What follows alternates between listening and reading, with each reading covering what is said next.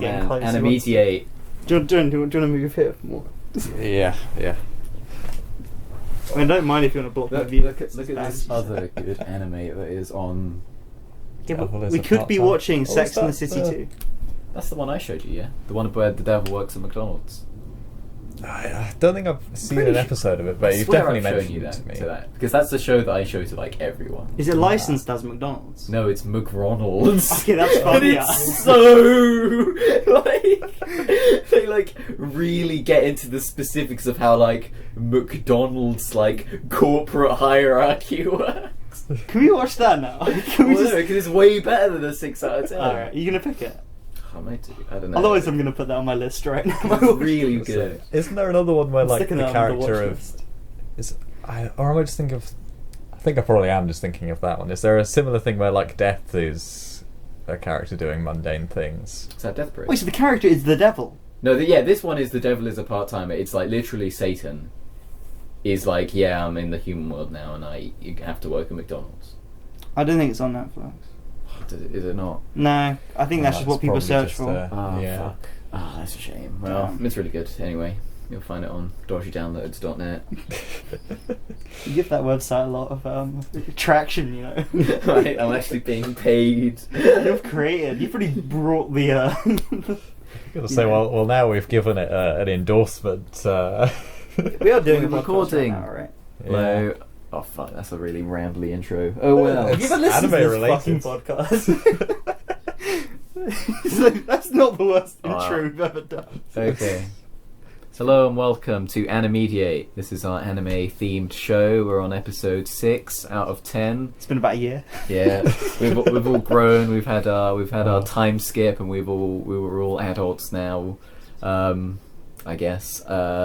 This is the guest special, where in honor of my 3 guests who are recurring members of the show, Ethan, Harry, and Jono, based on things they've mentioned, things they've experienced, things that they may personally like or dislike, they have been nominated by me to present forwards some shows of their own, and we are starting with Jono's one. So, without further ado, Jono, could you give us your rundown of Devilman and why I've picked it for you? yeah. So, Devilman Crybaby. I feel I've potentially mentioned it, a few times before, and how it's the one I'm saving for my 1 rating. Spoilers. It's his 1 rating, as in it's the only rating he'll ever give anything.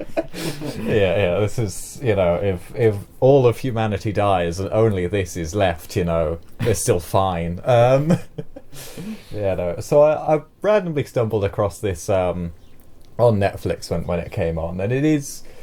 It's got some interesting points, being one of the Netflix produced anime that it doesn't have to live within the same lines that the most sort of Japanese produced anime does. But ultimately, I think that just leads to it being a lot worse. It's funny you say that about Netflix giving it a lot more freedom, because I'm pretty sure, it might be this show or another one, but they told the director, because anime, it's serialized, it's released week by week. When Netflix told the director that actually the way we do it is re-release all the episodes at once, the director didn't believe them when they said that, and he just ignored that fact. I think that's interesting. So, just a bit of history from what I know. Devilman Crybaby, it's a reboot / reimagining / reinterpretation / something of an older Devilman show, which is in itself an adaptation of, I think, a manga or something. The English dub for some of the early... For the original one, that's really good. There's a great short 5-minute video that we will definitely watch after this, which is just a compilation of great quotes from Devilman. Unfortunately, only 2 episodes of that got produced, I think. There's very little of it I've around. seen that video. Did you send that video to me? I think I've seen that. Possibly, yeah. Anyway. But it's just... yeah. But so Crybaby in particular, what is this Devilman? What does he do? What's his deal? I mean, I don't want to spoil it. It's Okay, like the okay. first 2 episodes is setting that up, really. But I don't know. So the rough conceit is you've got this guy who's a crybaby. He's very emotional and all of these things, and he ends up getting sort of possessed, but also kind of controlling a demon, and so he becomes a Devilman Crybaby. And I think the whole sort of main idea it's supposed to be going for is the idea of because he's so emotional and cares about people, he can harness just the power and evilness of this, devil and demon to do some good in the world. Maybe I don't really know where it runs with the idea, but that's why it's Devilman Crybaby.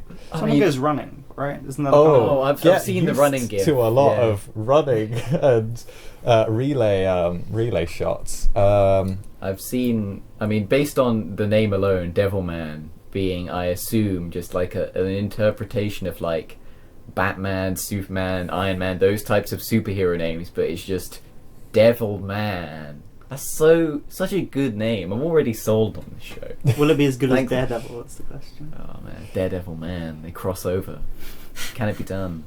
So is it best to go in blind, or do you have anything left to say? Yeah, I think just go in blind as I did when I first watched it. Should we set our expectations high? No. Okay. Let's start there.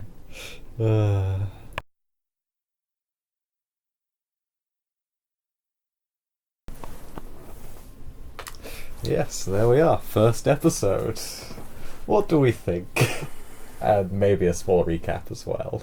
Okay, so this sort of, as Sean said, it's the setup of just introducing this world where there are these devils that are like this ancient, I guess, like race that exist by essentially like possessing things, and now they can possess humans, and so it sort of sets up the main 2 guys, Akira and Ryo, right? Ethan's out, and it sort of sets a bit about their school life. There's a rap scene that's in there that's interrupted when Ryo comes in, and basically they just go to a club with a machine gun, and they're like, "Yo, we need to find these devils to get proof they exist," and so he does that. They both go to a club, and they're like, "Mate, it's like a proper Wolf of Wall Street, but it doesn't get boring. It's a satanic rave." Yeah, it's a satanic rave, but then they're like, actually, no, this is a fake rave because we need blood to summon demons, which should be obvious. That'd be my first guess. Blood and red candles. It's just the way he then just downs his bottle of wine, smashes it, and then just runs around stabbing people with it. You even get a first-person view of stabbing people. It's like in a Hitman level when you're like, you fucked it. So you just go around like spamming X until you get killed. Yeah, and of course the blood summons demons, which in like hardcore body horror-esque fashion like emerge from people's body parts into these sick, twisted things. But then probably the grossest thing definitely you've ever seen in anime. I think it's gross, but it's like hardcore though. Yeah, I mean, I think what you get the fact that it's kind of disturbing, the transformations, but I think it's what makes it that way is the fact that they start off from like, how do I say this? Sexy naked women. Yeah, exactly. It's the fact that these like pair of breasts will just morph into these fucking like eel-looking things with these massive like gnawing teeth, and that's what makes it, I think, quite like, wow, okay, that was pretty intense and insane and stuff like that. I think the best one actually is the one where you looked over to me. That was, I will admit, very cool. These sort of these 2 sides of a jaw just like come around. Someone was getting fucked, right, and their legs became like scythe mouths that bisected someone. I was like, that's pretty sick. It's pretty hardcore. Sick. I don't normally like hyper excessive violence, when it's done by like makeup and red ketchup. But when it's anime, I'm like, you know what, fair enough. They did eat the guy, and it was sick mad. And and of course, I guess a devil possesses Akira, and I think that's the main guy's name, right? Yeah. And he's like, this is, I assume, to be the Devilman, who is now the most powerful devil And he fucking rips a demon's mouth open and rips it all in half from the mouth. I'm like, that's cool. Yeah. That's my review. That's cool. I do quite like the nightclub stuff towards the end there. I think that's when my interest kind of just got hooked a little bit more than it was before that. Because I have this weird. I feel like it's slightly justified because we started off with really bad anime, and now we're actually getting into some sort of half decent stuff. I don't know if I'd call it half decent yet, but it's just the first episode.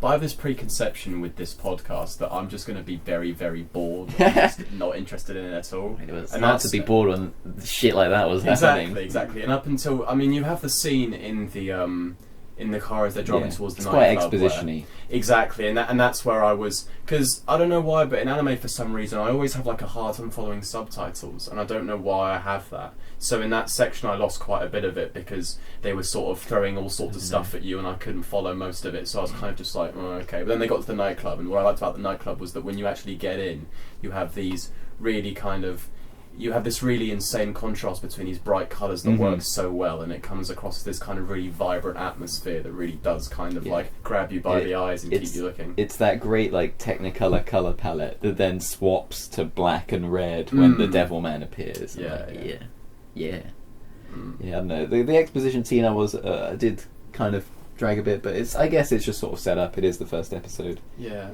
There's that what's his name? The Russian guy. I'm just going to call him Yuri.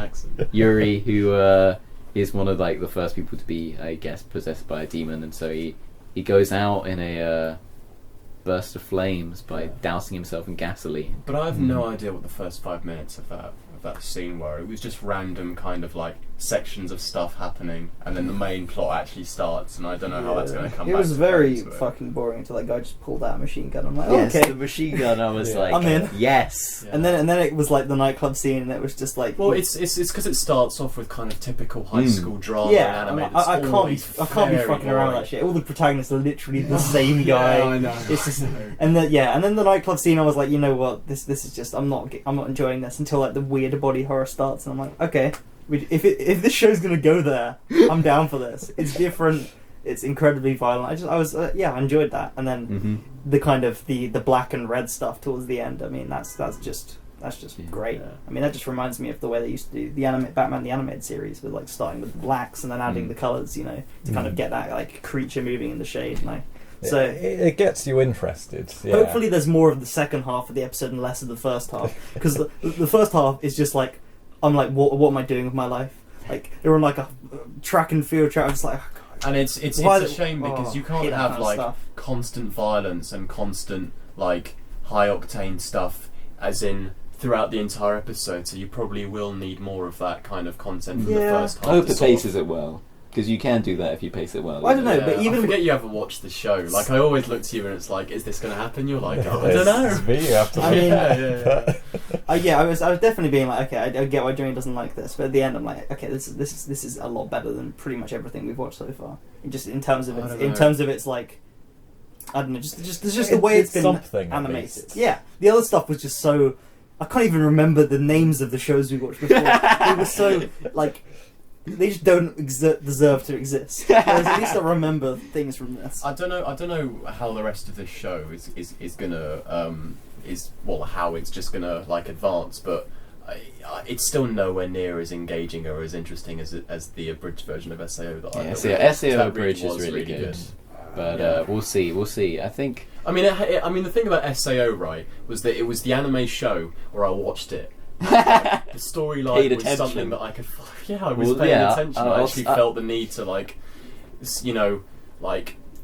at this. Well, not even look, but just have the storyline presented to me and be able to follow it and not have a problem with it. But with this, I feel like I just have.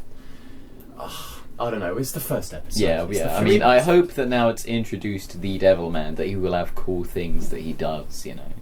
You'd hope. Yeah, I'm hoping. All right. Yeah. Hang on. Before we start, the other thing I was going Can to I go say to the toilet was, quickly? Yeah, sure.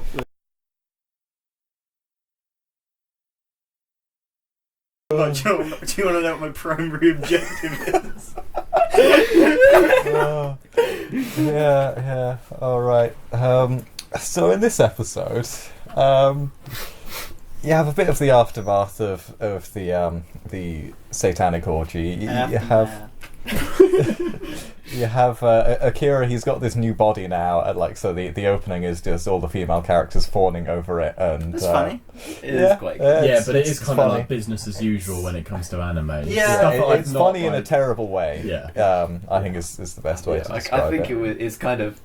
I really like the line that's like I don't play with children and they all just fucking explode or whatever. I feel like I don't know, in terms of like, because that's a cliche in a lot of anime. I felt like that was kind of a joke about like it wasn't just doing the cliche for me. Yeah, I don't know, but especially I've since seen so many things just we're just doing it's just a Yeah. comment on the cliche Yeah. to the point that if you're commenting on the cliche in a way that is just going and doing the cliche, Well, yeah, you're I doing think- the yeah, I think it's cliche. doing it to such, It's not- such an excessive amount. yeah, It's it like- is. it almost It does becomes a feel joke how- funny because it's It's not like it's cleverly deconstructing that in any way. Well, at all. it was It's funny just the way doing it they to such did a it. stupid The way amount. it's like, It's hey, like- you need a key to open that door, and he's like, Yeah, no, I know it was quite funny, but I definitely agree with Jonathan. It is just doing. no, the because it's cliche, not though. funny when it's normally done. It's Yeah, not true. I I pissed think- myself watching Aramanga Sensei, and you see that kind of yeah. crap. That's I feel like that's because really bad. because it's so over the top and it's like 20 times more exploitative than it should be. It almost comes back around and becomes funny. He watches porn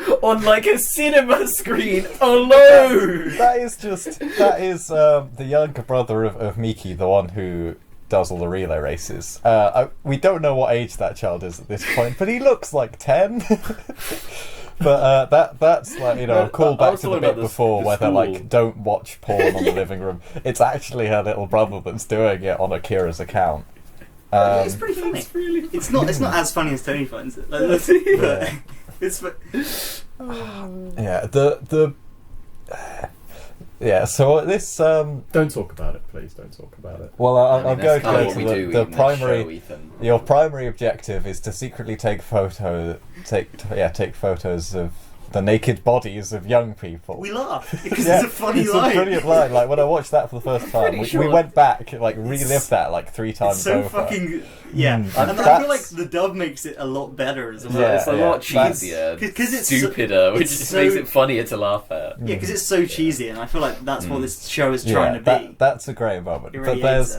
there's an unforgivable moment in this Yes. episode, which is I've got to admit, like the stuff with the blonde guy, I'm really digging that, but a lot, pretty much anything else, I don't know, because it doesn't feel as funny to me. I feel like that it just feels like it's overly sexualized, and they're not really doing anything with it. yeah, and you just can't have a scene where someone masturbates to the memory of them being raped I don't even I know what's know. happening. It whilst reminded making me of. donkey sounds. Yeah, it was the donkey I mean, sounds.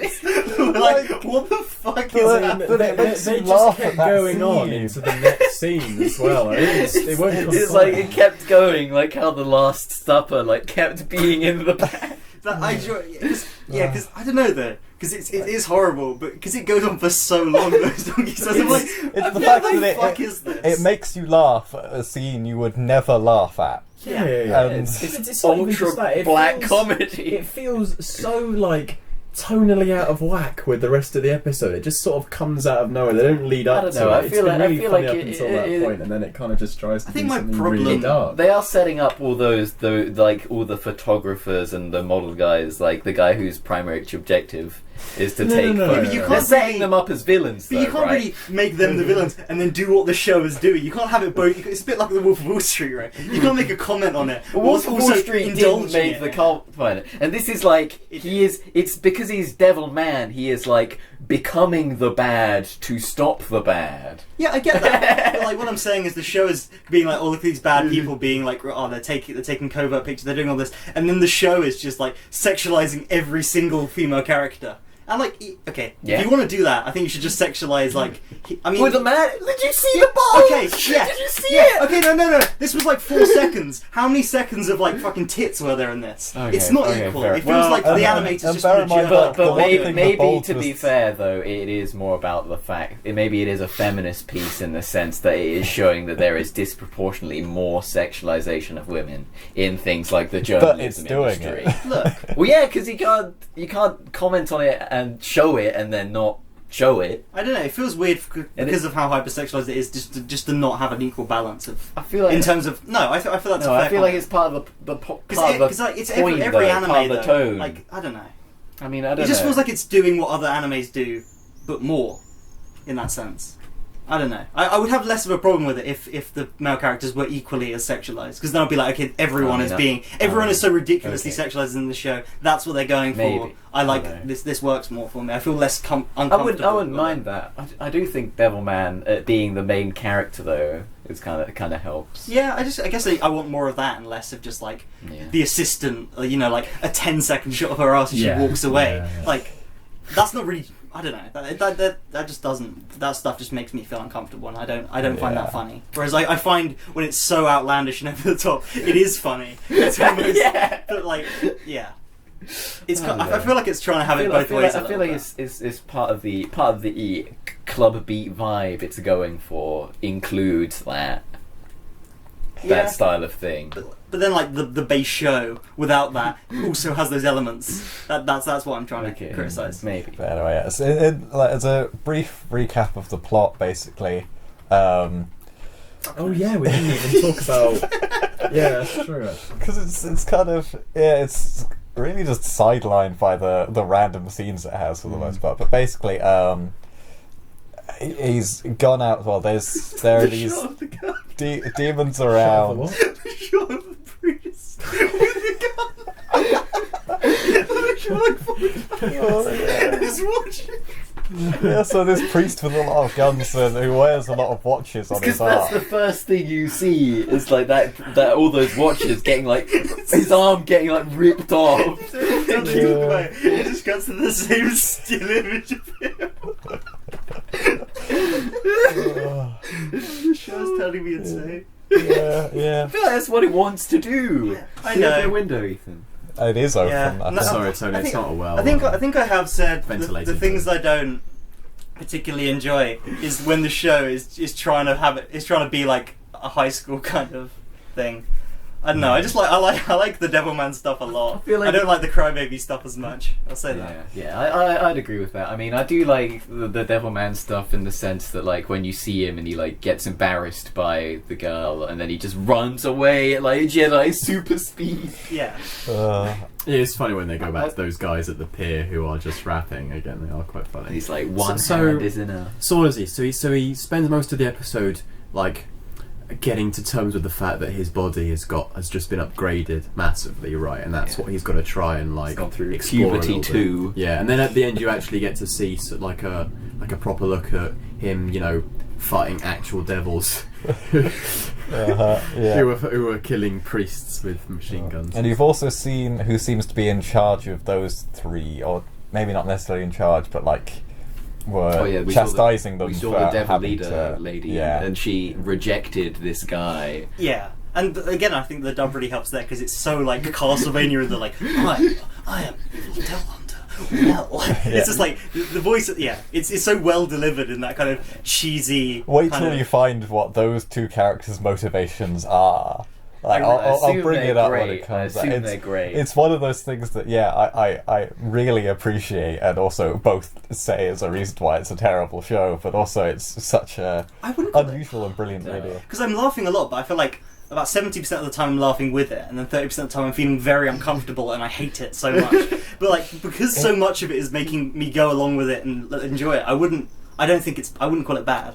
I'd say what it's trying to do, for the most part, for me anyway, it's being successful.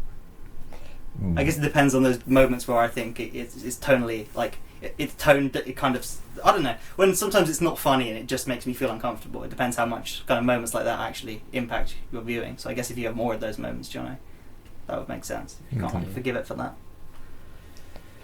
I don't know what's going on. Yeah, We're really ready to go into episode 3. Ethan, you had something to say about from the end of the last episode, right? Oh yeah, but then I said it off the record and I can't be Well, you bothered can to- say it again because I didn't hear it. You need to press play. Was it good? Was it? Just sort of, it was your comment on the way. Paraphrase for me, John. I can't entirely remember. This was your comment on how nudity was used. Yeah, what did I say? I said, well, this second episode is kind of blowing things out of proportion a little bit. But in the first episode, what wanted to say was that I was kind of comfortable and didn't think it was kind of bathing in the nudity as much until that one really necessary moment where he turns round and his face just ends up between like a pair of tits, and that was just like, I mean, did that really need to be in there? But up until that moment, I do kind of understand why they chose to have the excessive amount of nudity as they did, because it is like a rave where everything kind of is chaotic and out of control a little bit. Yeah. I feel like it's important that they set up though that the more like normal sort of fan service style shots, because then it is contrasted later with when they show a fan service shot, but then it becomes a fucking demon monster. Yeah, but I like the stylized kind of sexuality. I feel like that really works. But when it's just done in the kind of vanilla portions of the show, that's when it starts to make me feel more uncomfortable. When it's just like a close up of like, because I'm like, this like isn't an serving. bouncing up and down to the rhythm of the music. It's just like okay. Probably would be more fun if I wasn't watching it in a room with 3 other guys. I'll be honest. I mean, the interesting thing is, I don't know. I feel like a lot of it stems to the fact that it is anime. Like, I remember there's an episode of The Leftovers where there is like a massive orgy party, and I was just like, okay, like watching it. But with anime, it's kind of like a different story entirely, and I don't know why, even though there's not that much difference between the two. I feel like it would be way more graphic if it was live action. The fact that it's stylized almost helps to like simplify and also exaggerates like certain things. It's like when it's stylized, it's basically you're just watching fucking Gaspar Noé, right? It's just like it's so ridiculous. You kind of just you have to kind of just go along with it. But I mean, I've made my problems go like 20 times. I'm just going to stop saying it now. Let's move on. Episode 3. Episode. Believe me.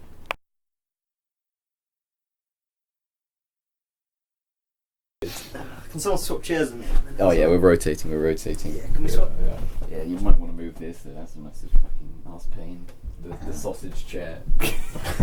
Alright. Devilman Crybaby episode 3. It's really that recorded? Yeah. Well, it's really fucking good. Because, you know what? The stuff I didn't like, there was none of it in the episode. It was just Devilman stuff. So, yeah. It's perfect. It's exactly what I wanted. I mean, there was... I guess it was good this time with Mika, I think is the name of the like redhead one that we're seeing, who was watering the plants, with the scene of just a character just yelling Miki. Yeah, but that's so incidental because the bulk of the plot on this one was just Akira and his blonde friend doing Devilman stuff, which is what I'm enjoying. That's. And this is a very interesting moment here that has been set up nicely. This is probably the high point of the show. Oh no, because that episode was really good. Like I genuinely really enjoyed it, even though I couldn't particularly tell you the plot. I mean, they had to get that guy who had the video, and they were essentially chasing him. They have to protect the identity of Devilman, and so they're going around following this one journalist slash water demon slash water demon slash child of bikini photo taker. And they follow him, and Miki gets involved because he tries to take photos of her in the bath using this one-way wall in this massive bathroom. Can I just say, Miki knows this guy's reputation, and it was just like, oh, Rain, better go and get into a bar. But to be fair, like you wouldn't know that. You wouldn't know that there was a one-way wall here. I'm enjoying all these like really dodgy corporate men who like, oh, you've got a camera, but I've got a camera in your room, and I'm secretly. It's just like I'm enjoying these increasingly shady men. It is great when the blonde guy comes along and just says, "I've been recording your entire conversation." He's probably my favourite character at this point. Rio he just appears great. with a sniper rifle that fucking shoots a demon. Well, another thing that I do kind of love is just how who seems to be setting up as like the main villain at this point.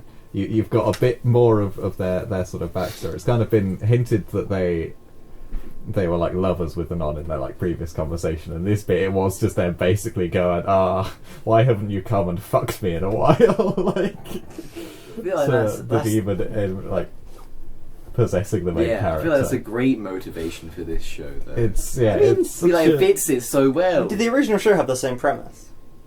Because haven't you noticed that they all referenced the original Devilman adaptation? I thought that was just in the show. I thought that was just a character. But there's an old Devilman.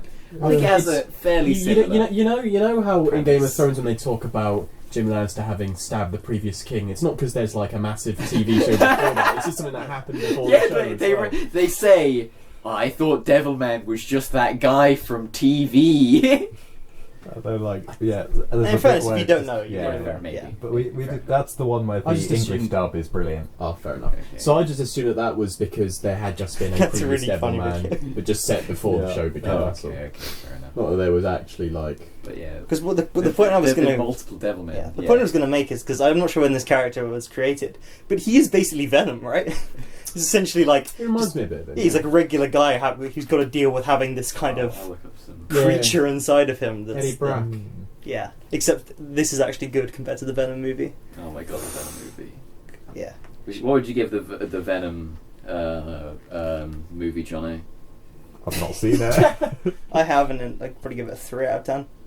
But this, I don't know, but it's not a 1 so far.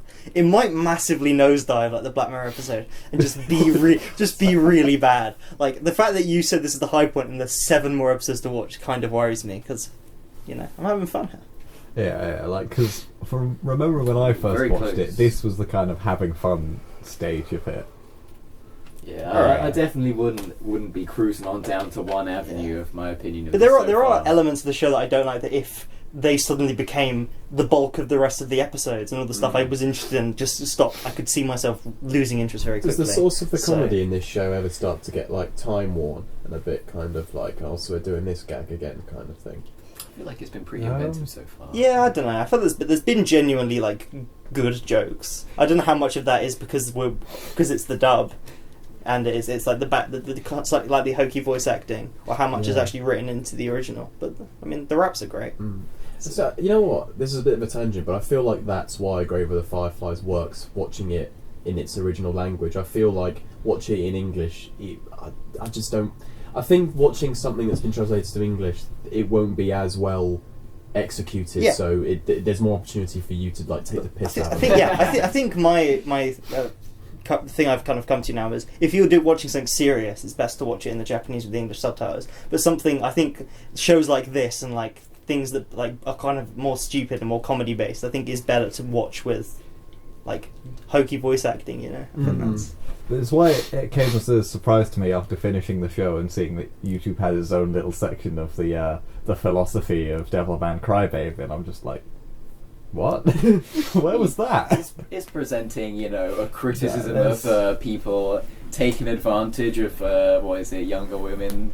Yeah, there is some there that I'll give it, but it's just the way that the show creators have so far treated material does not give me faith in their ability to treat anything serious when it, spoilers, tries to get a bit more serious near the end. Yeah, I guess that might be when I lose interest, when it suddenly hard turns into kind of taking itself seriously, and then I won't be laughing along with it, But I hope that doesn't happen. I can laugh at something and take it seriously at the same time. That's my version of being ambidextrous. Is I can think the demon fights are badass and the show is funny. But it wants you to be laughing with it. Like if suddenly serious scenes that you should not be laughing at in the context of the show become funny, Maybe. then surely that's a problem with it, right? But I think it can do cool scenes as well as funny scenes, and it has cool. Oh yeah, scenes. yeah, definitely. But see, my thing is that with shows like this, I can't really tell if they're trying to be ironic or non-ironic, if it's meant to be genuine or meant to be something where the audience is laughing with it. Because to me, a lot of it it's is a just... superposition. It's Schrodinger's show. Oh, but I don't... There are two Devilmen. I don't know. But the last scene of this episode, which is going to move into the next one, is so they think all the sort of loose ends have been tied up, apart from Miki, the sort of kind of I guess love interest, of the main character, probably also knows now but is unconscious, and so Rio wants to kill her. Yeah. And then you have this sort of show off, standoff. She between doesn't. the two of At the them. moment, she's not passing the test of can she be replaced with a golden amulet. It's not. It's just like, is she like a genuine character or These just the episodes MacGuffin? are all about Yeah. 23 minutes long. We could have watched 3 episodes of Atlanta. But I think It's a better show. I think it's sort of that scene is probably one of my favourites, and sort of has the sort of jokey bit where he's just moving Miki around to like block the bullet. It's just moving her back again, just as the gun going back and forth, and then leading into a very weird charge, and then just a headbutt, and a very like striking scene of the two of them juxtaposed, like staring down at each other with blood dribbling down them, and that's. I have to say, it looks sick. Yeah, this was the sick, iconic shot of the show that was like used on its Netflix stuff for quite a while. And it helps that the music is fucking banging. Yeah, Like, this this weird dance funky beats that are in this show are really. but like, it's like Devil. It's like Yeah. they mixed some like satanic shit. It's like the Doom soundtrack, right? They brought some satanic shit. It's obviously that's more metal. This is more electronic. it's a weird blend that kind of works, but at the same time, there are some sections where I don't even know if I'd call it a score, but just like the background sounds, like subtle the sound cues of sound that come in. Yeah. They're really good. The way the last episode ended, where it was this like rising, like this kind of sound, then it fucking dropped on the credits. I was like, and then every now and then you have some sounds that are just like, I don't want to be hearing this. But like you have like the donkey sound. like the donkey sound. Oh my right? god! Like, Actually, if I have to think deduct about 1 point because of that. yeah, what? We have to deduct 1 point from whatever rating we give because of that scene. I'm adding 1 point Yeah. for the donkey sound. But think there's a second sound in this episode. There was a part where, for some reason, you could just hear like some man grunting or something like. It sounded like that, and that's what you just heard. And if you compare it to something.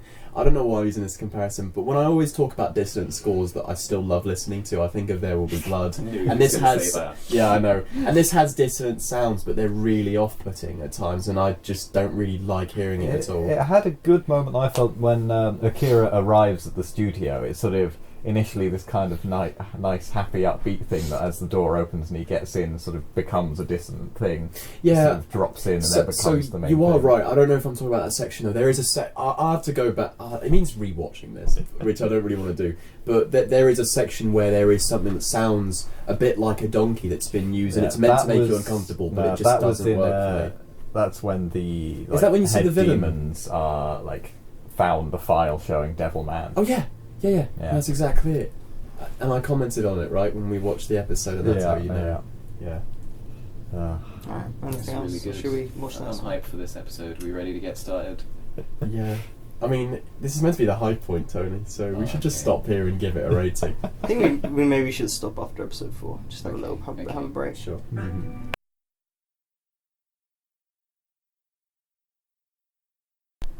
Are we not gonna go do the next episode? We're gonna take a break. I kind of want it. I kind of want it.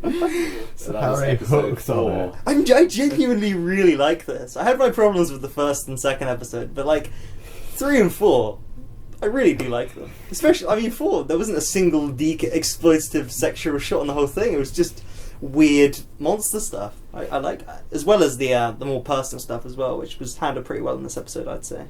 Yeah, despite the fact that some of the things are funny, that like, oh, you know, there's that child that's like laughing and it just gets shot, and the demon is like, how could you be so mean? He's already like amalgamated his body with that. I mean, like, it 20 makes sense. people. It's like it's the fact that the human Rio is like a fucking like ruthless like monster and then there's the Devilman who is the crybaby. I feel like I'm letting Jono down with this. He's like expected him some support with this.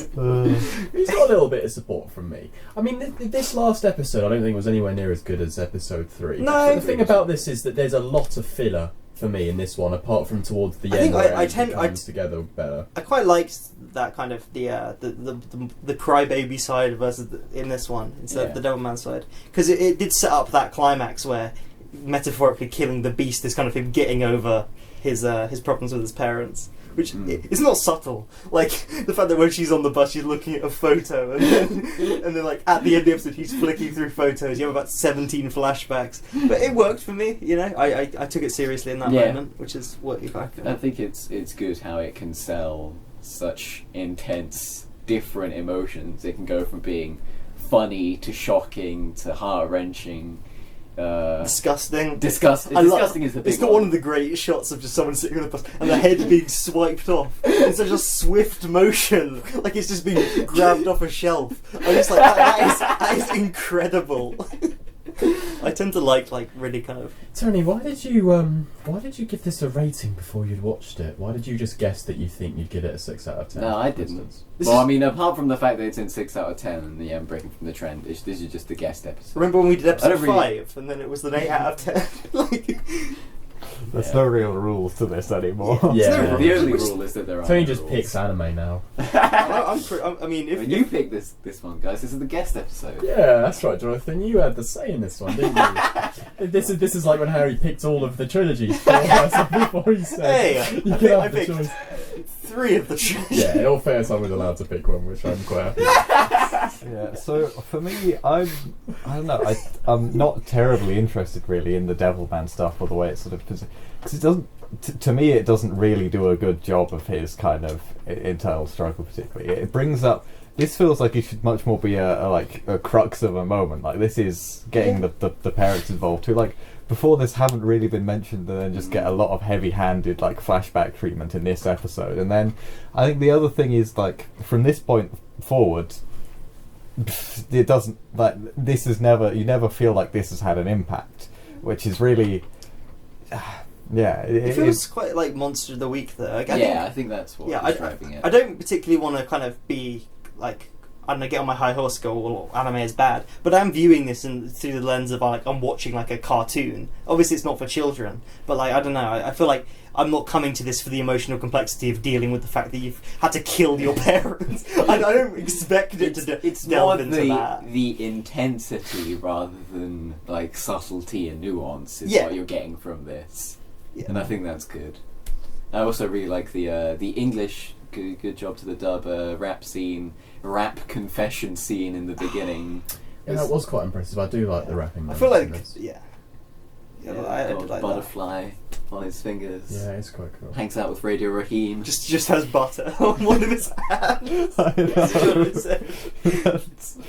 We've got Obi-Wan who's delivering his lines, and then we're just like. I mean, it could have been so much worse, right? You could have had fly and butt on one hand. We could have just seen butt on the one hand the first time and thought, okay, why has he got butt written on his hand? That would have been a better joke. But yeah, no, Android Ewan McGregor is honestly just a great character. I think part of it is just fitting. Drugs, have you? Oh my god. But with that line especially, you can tell it's trying to fit it to the visuals, which, you know, presumably means in the original Farsi dub, it does flow a bit better than "you haven't taken drugs, have you?" or whatever the, like, a broken delivery of that line becomes. Looking at the IMDb, episode 9's got a ridiculously high rating.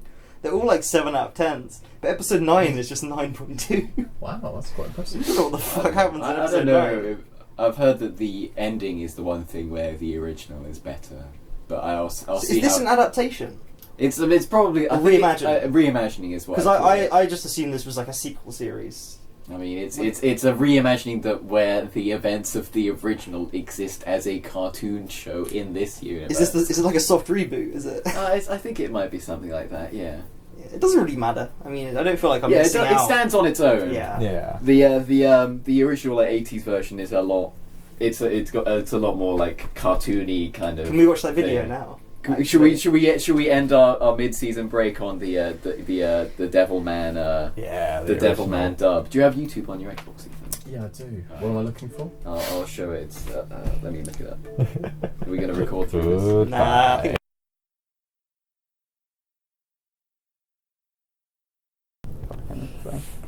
what are we even saying? Hello. I mean, you're the one that wanted this, like, welcome back. Okay. We've had a break. It's been fucking 2 months since we did the first 4 episodes of this show, right? Did we do like the first 8 episodes? What No, episode are we on? We did 4. We have 6 episodes. to Only go. 4. Yeah. And how many crazy. we have left? 6, Six. you said. Okay. That's crazy. Well, what episode does this make the one we're about to go into then? This is episode 5. Nice. I'm hyped, guys. What even happened before? A whole bunch of shit. There's this Devilman guy, right? He can like become a devil, and he like killed other devils. Yeah, it also has weird noises and sounds, this show. Donkey noises. It's quite fun. I'm not gonna lie. I'm excited to go back to it. I am interested to see if it does nosedive as Jono says it does. but for now, it just seems on being quite consistent in my mind. Just a consistently fun thrill ride with mature themes, drugs, and that demon that's like, you killed a child, boss, amazing. That's why you're the best. And yeah. Anyone else want to throw some words into the pile? Let's just get through this. I thought you were liking this one, Ethan. No, Ethan just doesn't like anime. Yeah. Can't speak either, apparently. It's Brad Pitt from Snatch. Periwinkle Blue. Brad, I love that we've just gone from like having so much energy before I we killed my started. wife as an accident. Yeah, well, what's happened is we watched Neo Yokio, which is just going to be better. Yeah. So- Why can't we rewatch Neo Yokio? That Neo was like a Yokio. good Let's show. just watch the Christmas special of Neo Yokio. Please. Where there's a motif about doing a podcast in that. Oh god, there is. The whole thing is about podcasting. It's made for Pandering us. to us. Alright, let's Anyway, let's They wanted that get on. mediate vote.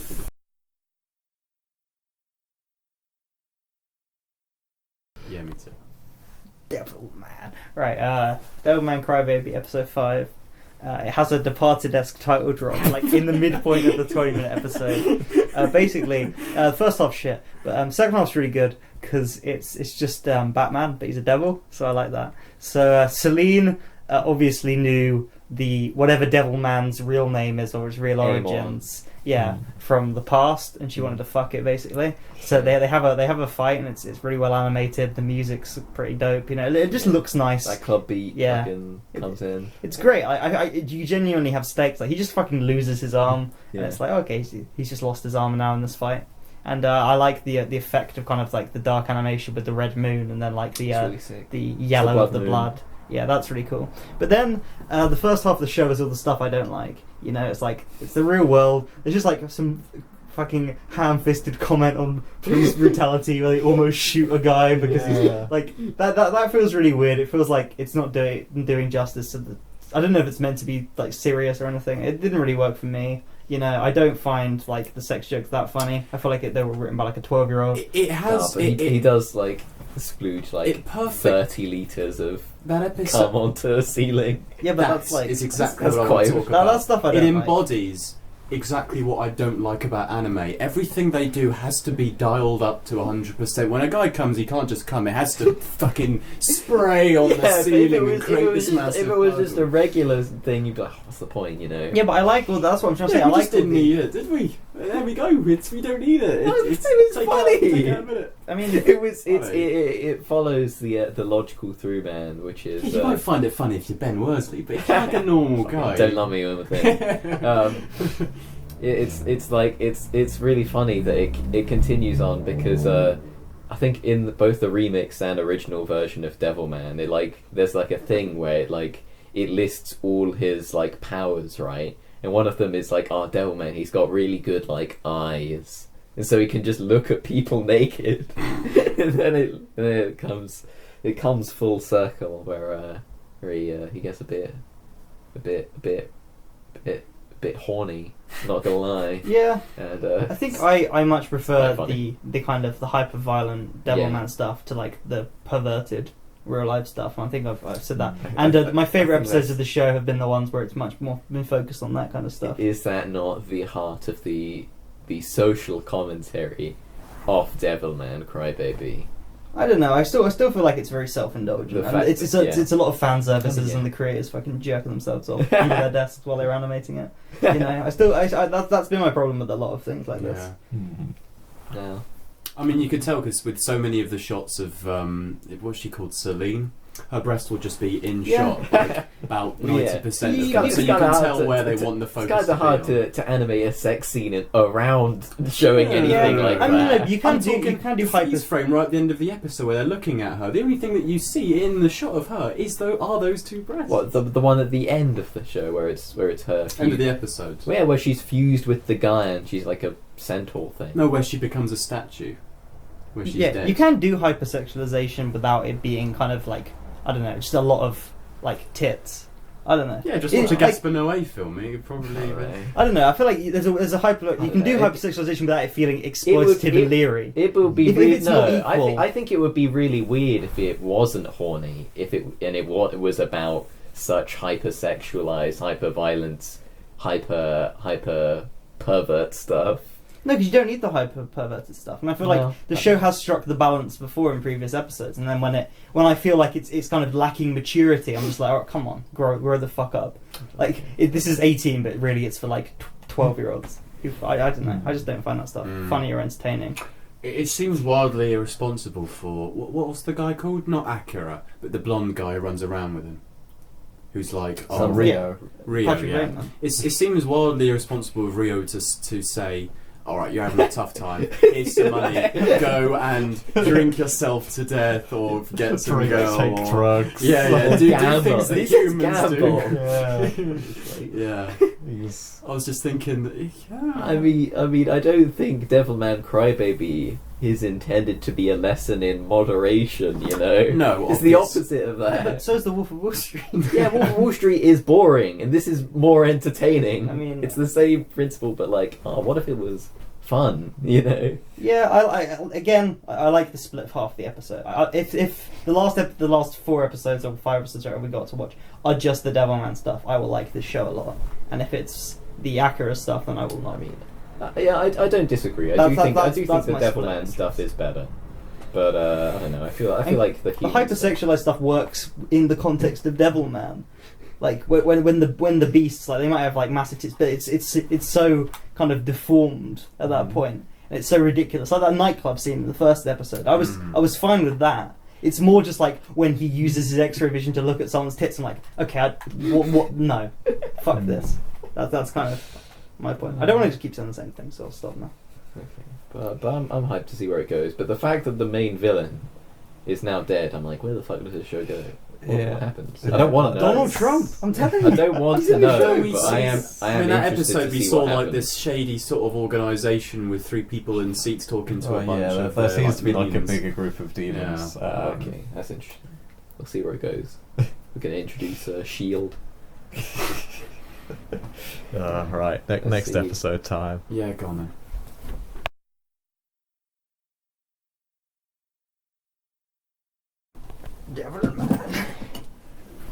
Alright, we're recording. That's a good episode. Yeah. Just when I thought I was out, they pulled me back in by not being fucking creepy as shit. Yeah, no, there was a scene that was better than I remembered in this being that the woman's changing room. Yeah. Only just has the one character that takes off their top throughout Starts the whole with a thing. very gratuitous gay sex scene. I'm like, wow, they're actually sexualizing the male characters as well. This is equality. Yeah, but it There we go. comes It's fine. with... I don't know. Balances out. Yeah, it leaves a slightly dirty taste in my mouth, though, that it's this sort of demonic portrayal I of mean, gay sex. isn't that Yeah, like... but it's isn't demonic that, portrayal why of- isn't I that know. the, Sexual sex the as well. entire show, I to know, be there's fair? just an added sort of negativity of seeing specifically gay sex in that light, and Yeah. especially Yeah, this that's kind of fair. idea of gay sex being kind of fatal with the whole sort of HIV. I don't know, didn't it's really- I find it. Yeah, you can I definitely. don't know. I mean, they could have just not included any gay relationships, and that would have been, what most shows are. Yeah. And they were like, "Hey, how do we do it and fit the vibe our show is going for, which is being a devil man and also being a crybaby? The two genders, really." It's quite good. Yeah, this episode introduces the super high schooler who Good character. is also a devil man. He also is a devil, but has the heart of a man, and he what's his name, Rio. He has the plan to reveal devils to the world Using his own sports network that he just owns. his own sports network / science lab. I think it's just a sports channel called Science Science Lab, Really funny. which is really weird. That's really funny. They got their sponsorship, Yeah. We tap into some like Truman Show-esque, like ethics in TV broadcasting and journalism. It really made me think. It was like going to a lecture. There's Do they tell you in journalism university to be like, hey, if you want hits, just manufacture your own like demon terrorist attack at like Yeah, the that's- most popular sporting that's lesson event. one, isn't That's it? what Chomsky was writing about. That's what manufacturing consent is actually about. Its real title is manufacturing demon killing. So there's two moments I really love in this, and that's the guy who's just sitting listening to his music whilst everyone is being murdered around him. Yeah, that is a great game. And then gets and trampled then, on like 2 seconds later. Also, just the sort of getting the celebrity to, or sports person to drink the sort of water that will turn him into a demon by convincing him it's part of his contract, and then just later having a bit where everything cuts away, the sort of broadcasting, and one of them cuts to the advert of him drinking the water. Yeah, Those are two good moments. some good jokes, you know. This episode, this is kind of the stuff I like in the show. It's quite good. And oddly enough, like there wasn't even that much Devilman in there. You know, they managed to make the Crybaby material not shit. They remembered that one of the things about the characters is that, you know, they're very empathetic and so cry when other people cry, and sort of, which is one of the interesting things, and it feels like it sort of forgot about that for like most of the previous bit of the show, and then just sort of suddenly you're just like, wait, why is he crying so much? Oh shit, yeah, he's Crybaby. That's like half the title name. Devilman is a lot bigger than Crybaby in that font. Yeah. He gets top billing, to be fair. It's like Marlon Brando in Apocalypse Now, you know, gets top billing. Oh, don't get me started on Marlon Brando and Apocalypse Now, Harry. Ethan, you having fun? Yes, it's not a bad show. That's good. That's good. Devilman. Actually, no, I don't really like it that much at all. Classic Ethan 180. I have nothing to say about this. I just want to get through these last 4 episodes so you can talk about Garci's. Give it a thumbs up or a thumbs down. Great. Let's do the next episode. I mean, I'm with Jonathan on almost everything that he says, to be honest with you. I think it's got a lot of problems that I'm not too keen on.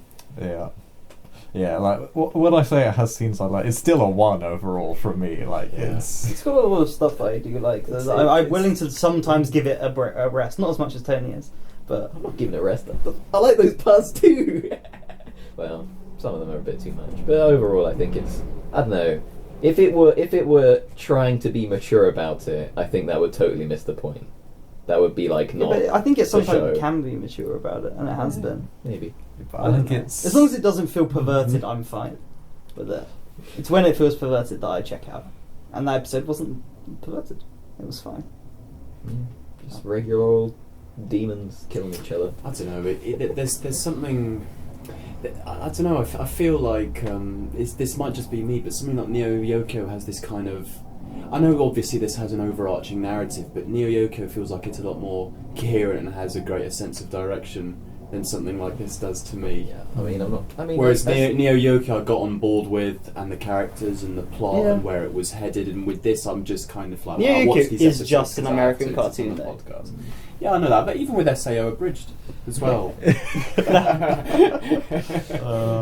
what a meme. Yeah, alright, so I like Cartoon American DA. anime, and I don't like Japanese anime, is what I'm trying to get So you at. don't like anime? Let's move on. Let's move we on. humans, wise demons.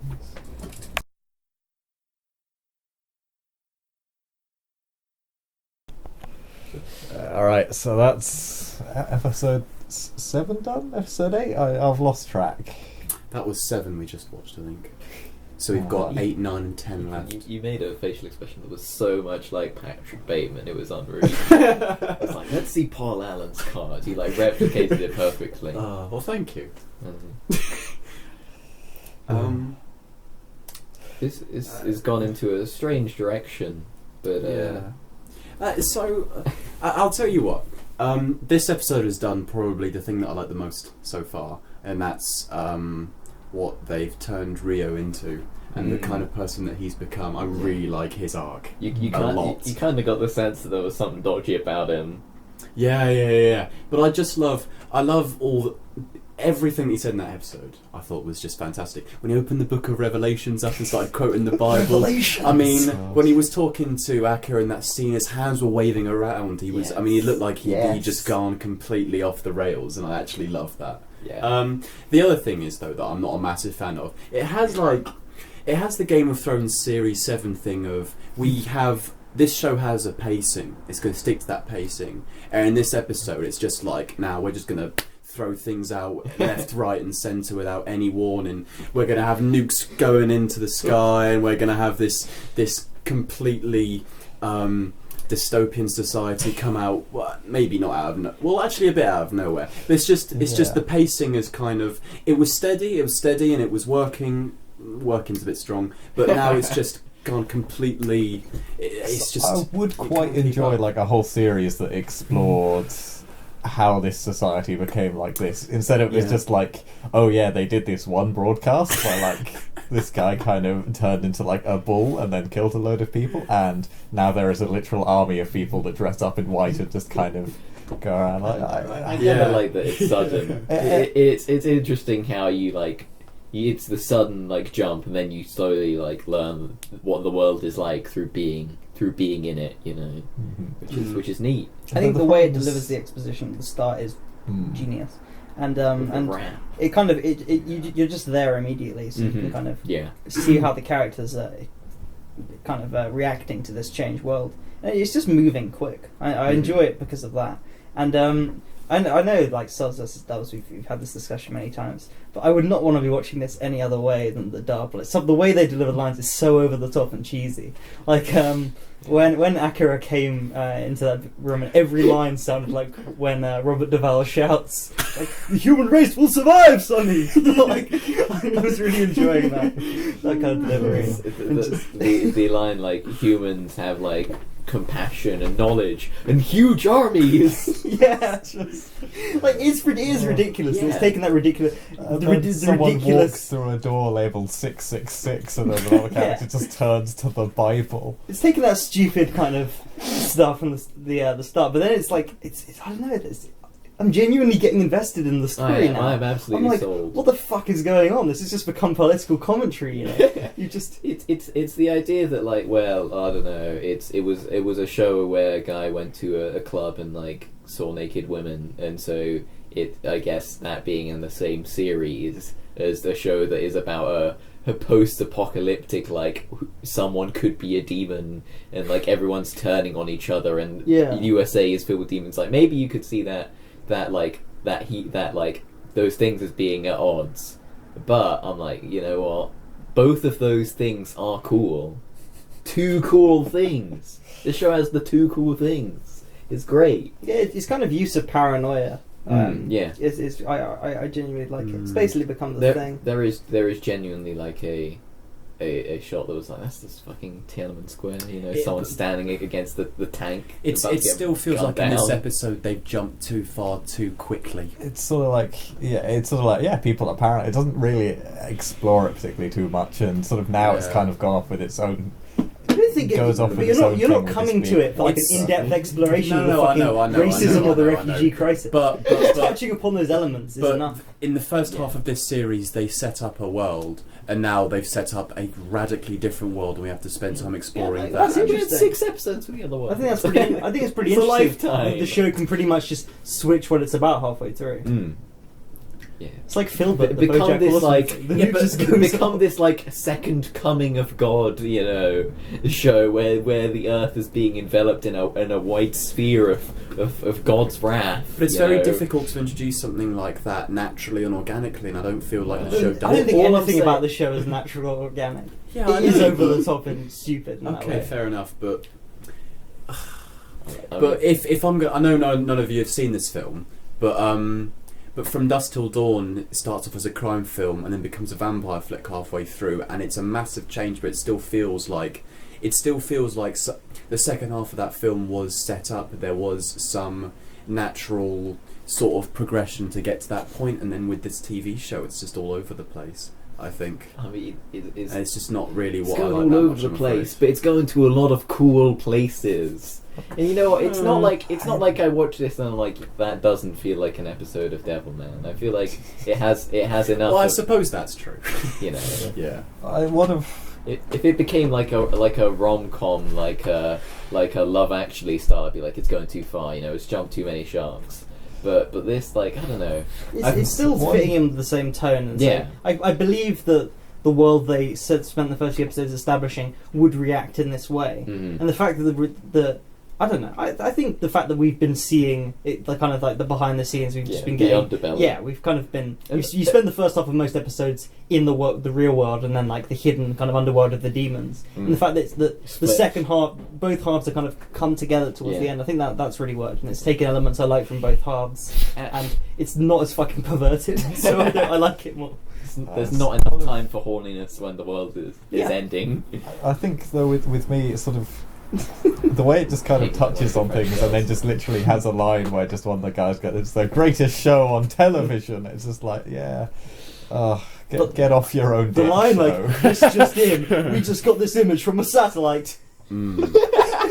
It's so good though. But Jonathan is right. It's the blowing the trumpet thing of setting up. It's exactly like the It's finale. not as- No, hang on. Alright. It's like the finale of Game of Thrones, where D&D come along and say the writers are the best because people that's in the fucking world. shit, Ethan, and this is better than that. It's not as smart as Okay. it thinks it is. Definitely. I like the last series of Game of Thrones more than Devilman Crybaby. I am sorry. Well, I'm sorry. They fucking failed geography in this, okay? I don't think it's as smart as it thinks it is, but it's still pulpy and fun, and I'm enjoying watching it. Yeah. And if now you told me I'd never be able to see the rest of the show, I'd be thoroughly disappointed because I want to find out. Thoroughly disappointed. Yes, I like this show. I want to keep watching it. Okay. Oh man.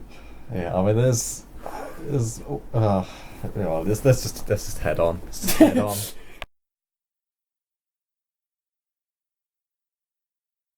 Talking about Apocalypse now. Devilman. So this has taken another sudden turn. Alright. No, I do like this show. I just want to bring up. I want to get my one problem out of the way.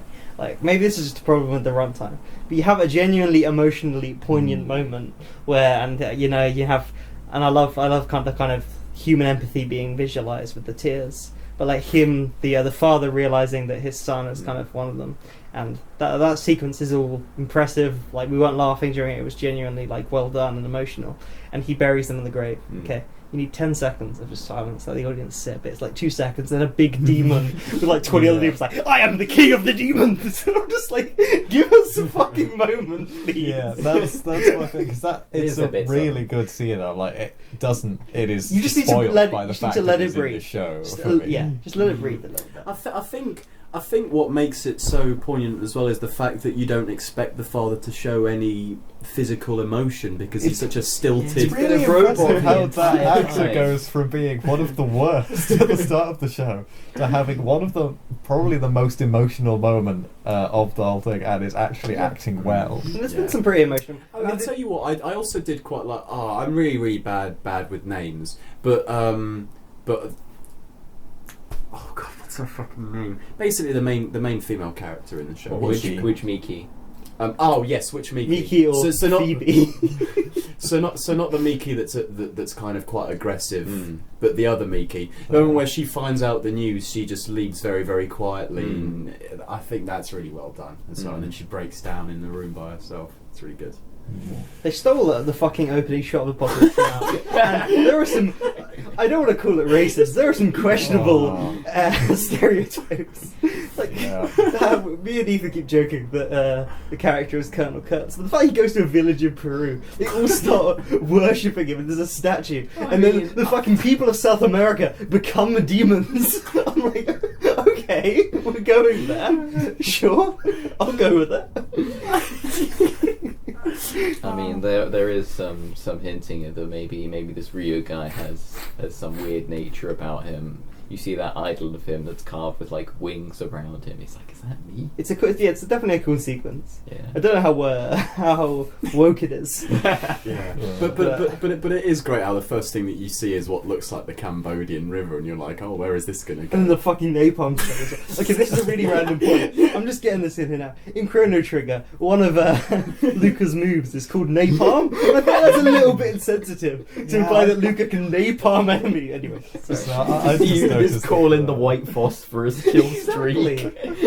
Just be like, Anyway, Devilman's pretty good. I enjoyed that. Ending kind of bit with that broadcast. Like, this broadcast will be around the world. Everyone will see it. And it kind of sets you up, like they're setting up this big kind of broadcast, and then the way they kind of manipulate the footage. You know? It's like fake and again, news. they have Come on, they Johnny. have a good moment where It's the most relevant show to today's moment. they have another really good moment where they almost like enhance Rio's madness by getting to jump onto the table, and he's really giving it everything that he's got. You really believe that he's gone too far, that guy. He's now. such a fantastic character. I like him. He's really good. I like how they started him. Like he was always a bit off, but you kind of were on his side. You were introduced with him pulling out a submachine gun, firing it out at some random guys, and then being like, "You can't follow the law if you want to survive." Yeah, but he was a cool. He was cool. Yeah, He's still cool. Well, he's kind of. Well, I don't know. His haircut's a bit naff, but apart from that, I feel like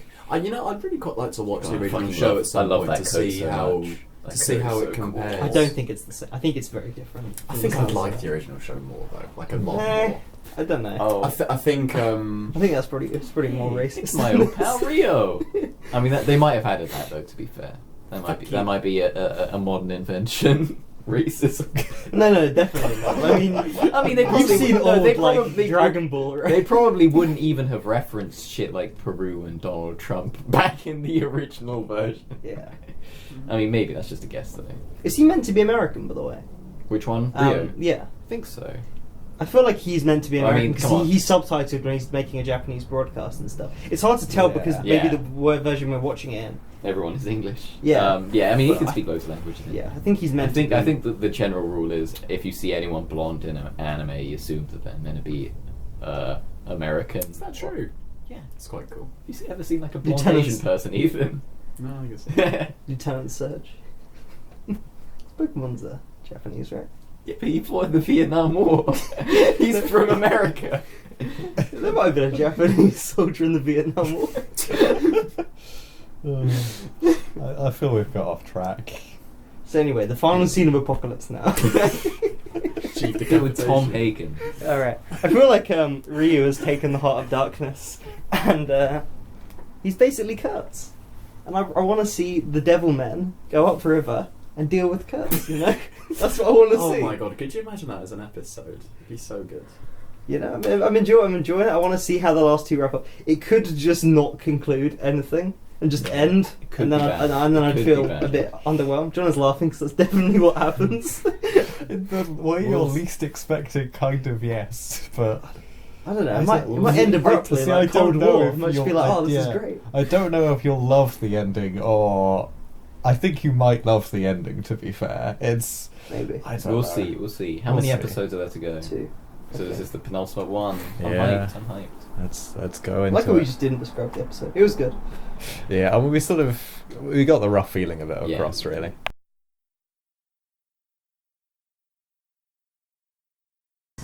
No, not when up. Sorry. Yeah, there we go. We are now. Speaking of epic myths, the great saga of Devilman Crybaby.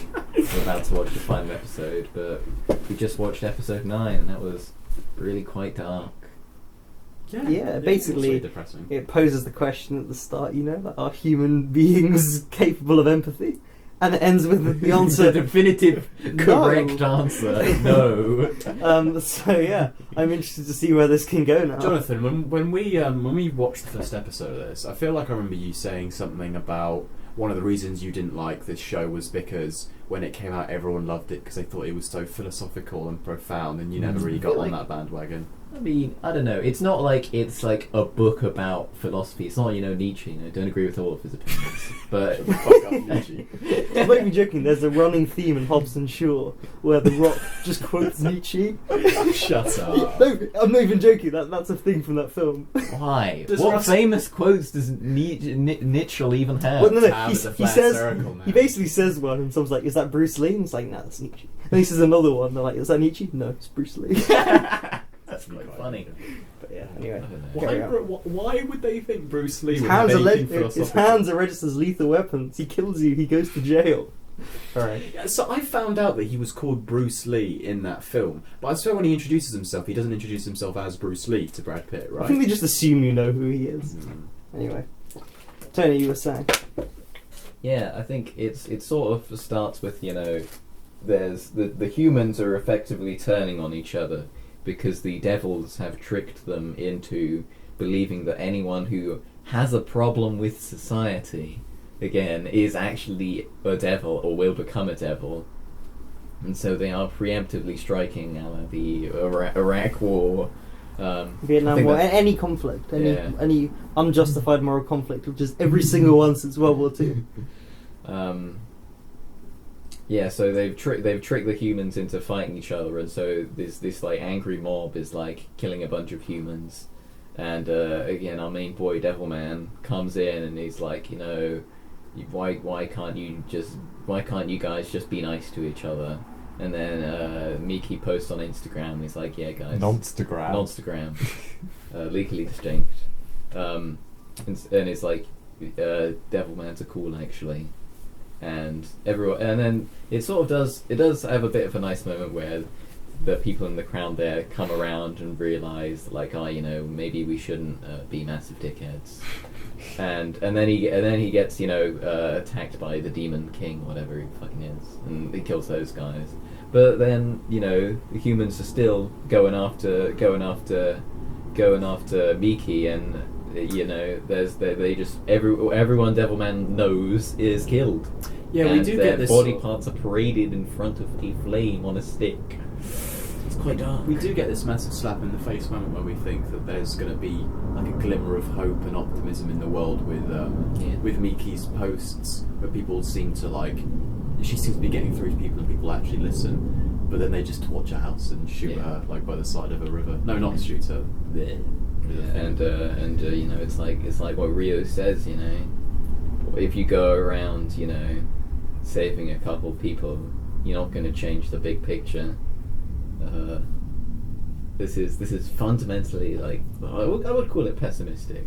It does say like, yeah, it's because I don't think it's fair to be like, okay, the show has titties, therefore it's not saying anything about morality or anything. And like, I'm not going to ignore the fact that it has titties in it.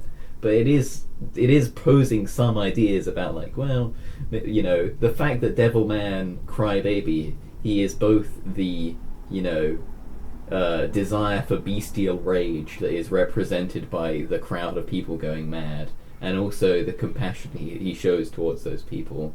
And I think it's come in full circle with its message on that, given the fact that he at the end of this episode, the last episode, is like, fuck it, and he tortures some people alive. And I'm like, yes, he did the right thing. That's my thoughts. Are we hyped for the last episode? I'm hyped. I want to hear what Johnny says. I want to get both sides of the argument, and I can decide where I fit in. I mean, I don't know, with the way that this series sort of treated its first half, I find it very difficult to take anything that it does in the second half seriously. I mean, you could And the just sort of do it anyway, though. and the way it sort of never pauses, and just the sort of running, it's, Jono. moments it's, that it's just definitely It's needs. structural. I feel like you could do with 2 extra minutes in episodes just to let moments breathe a little bit more. I don't entirely disagree. because you have a scene that I completely forgot about where Miko is just like, oh, I really hated you, Miki, and she's just there kind of like, yeah, I knew, and then just sort of goes, but actually I loved you, and it's like, yeah, I also knew. I was like, wait, where did this come from? Where's this been? Okay, well, this will be so. Oh wait, no, you just all that. I mean, it's quite interesting that the 2 devil men that are good both have a relationship with Miki, like that, and they're like, oh, it says something. It's when Devilman's like, it's my love for Miki specifically is what is the good of humanity, and anything else is just fucking shit. I do know what Jonathan means, though. I do agree with the fact that because the first half is what it is, it's very difficult to take the matters and subjects that they talk about quite seriously. And especially in these last 2 episodes where they're actually trying to get a message through to you, they're actually trying to comment on something and say something, it's difficult for you to take the show seriously because those first 5 episodes have just been a bit of a doss about. It's like, wash your hands first from your masturbation before you start talking about all this shit. But see, so I mean, we watched those first 5 episodes a while ago, so I can't quite remember myself. But I feel like since the beginning, they were always trying to say something. They just didn't know how to tonally show it. and now they do. But because that first half, I still don't know if they totally know how to No. show it. It still feels off maybe. to me a lot of the I stuff. don't know. There are some moments in these past couple episodes that have evoked like some strong emotion out of me because they've been really, really quite sad, and I actually do commend the show for that. But outside of those, when they actually, like I said, when they want to try and convey something to you, it is difficult to get on board with it because I'm like, oh, so now you want to try and do this, do you? Well, what about the first 5 episodes, which were just pissing about? I think it's, I don't know, I feel like the idea that to make points about, I don't know, society, morality, you just have to be dry as fuck and like boring. It's like, well, you know, I feel like the reason it's the way it is, you know, it is this, you know, hyper-violent, hyper-sexualized thing, is part of its overall, you know, message. So, you know, it's pretty fun to think about. It's not completely mindless, I would say. I think I can definitely the kind of inherent contradiction of the first half versus the second half of being like it's stupid and doesn't take itself seriously and then suddenly is. I'm definitely willing to go with it. I think like Ethan said, there always has been stuff there, and it's just now it's made itself more abundantly clear, and now the main focus of the show is kind of what it's trying to say.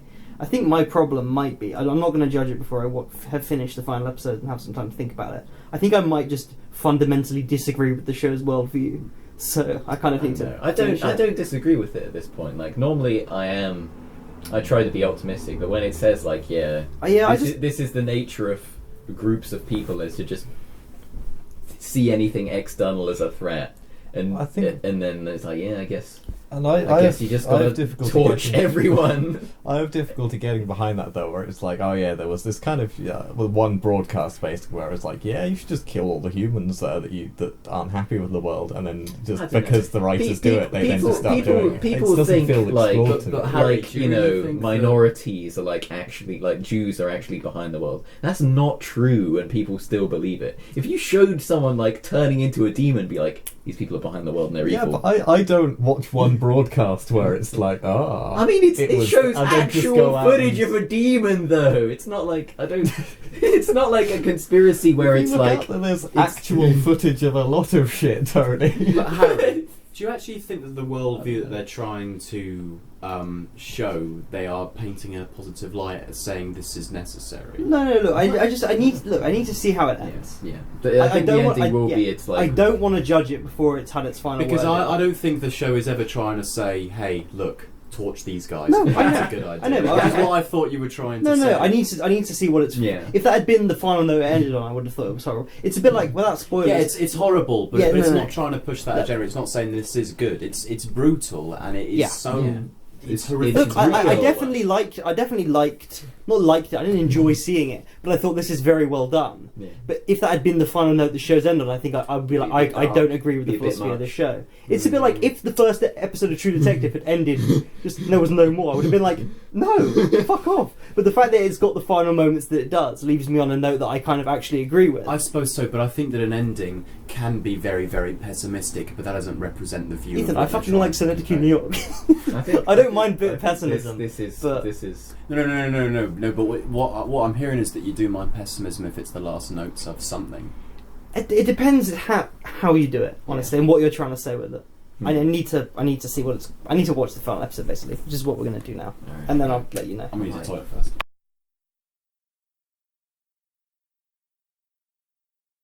Is that our Mindhunter now then? Yeah. Should watch the first season. I should. I really ought to. It's really good. That's what's queer, right? So that's how Devilman Crybaby ends. It's quite interesting. With the end of the world, and it is also somehow sequel bait. And I wouldn't call it sequel bait. I do. You got the disc of the fact that they haven't made a You can sequel. borrow it Yeah, I'd love to next year. when I finish it. Yes, that was a way to end it. Very weird. Quite interesting. I'll have to think about it. Yeah, it's definitely one to think about. I don't think I liked it. I mean, it wasn't a happy end. I'll give it that. No, it was very different to how I imagined. I think for it to be more emotionally poignant, you need to be less confusing. Maybe. I don't know. I feel like I would have cared more if my brain was doing less of the work than my heart. You know.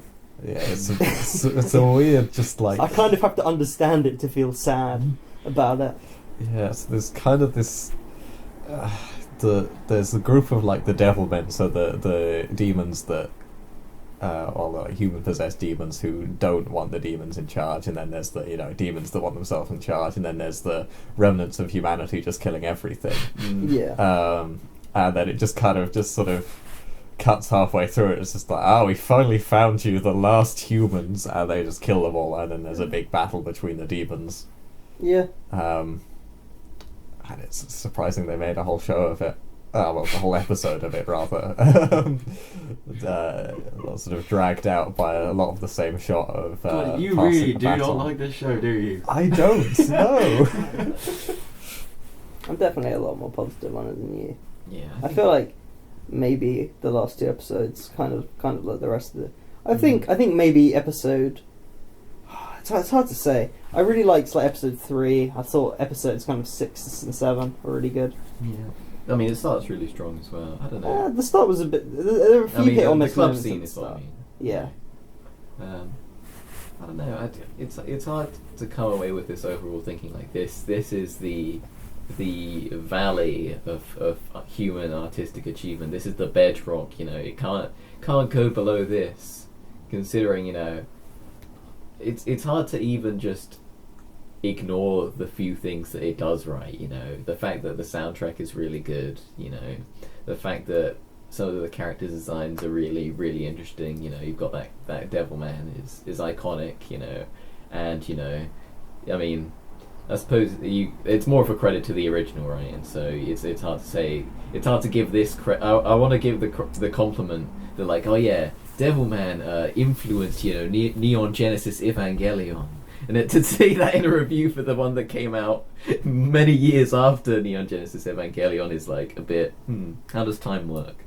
Kind of thing. But I don't know. There's a lot of very strong points to this show, and I think it's worth thinking about like what its overall message is, what about the ideas it presents say, but it's not super clear. It's not like there's like you'll come to an answer that you could write down and be like, this is the point of Devilman. It's more just a bunch of like emotions and ideas sort of wrapped together in a quite visceral, hyper violent experience. I think I kind of check out when in the last episode you have a display of great empathy and humanity, from people, and then you have the very worst of people, and you end episode 9 with that, and then in episode 10 you're just like, oh yeah, war, they're just all dead. All humans are dead, and now it's about these two. But the thing, and I'm like, oh okay, so I kind of don't care anymore. At the same time, I find it hard to disagree with that message, because it's like, yeah, I guess humanity probably will kill itself. To say it definitely won't, especially in a situation like this, seems the most unrealistically optimistic thing you could make of the situation. Yeah, but it's incredibly dismissive to the point that it kind of it's like, don't worry about humanity. It's about these guys now. And I'm like, well, come on. I'm not particularly interested in literal Satan. Yeah, that's where it like drops a lot of points for me. Well, it adds points for like comedic effect of just like, oh yeah, I guess Rio was Satan that whole time. That bit where he lives in like door number 666 is just he literally just is Satan. It's quite funny. It's very funny. Yeah, but because it has a moment in this that I find comedic, which is where they're just Rio is talking next to Akira sort of after their fight, and then it sort of zooms out and you realise that Akira's just missing his legs and has been dead the whole time.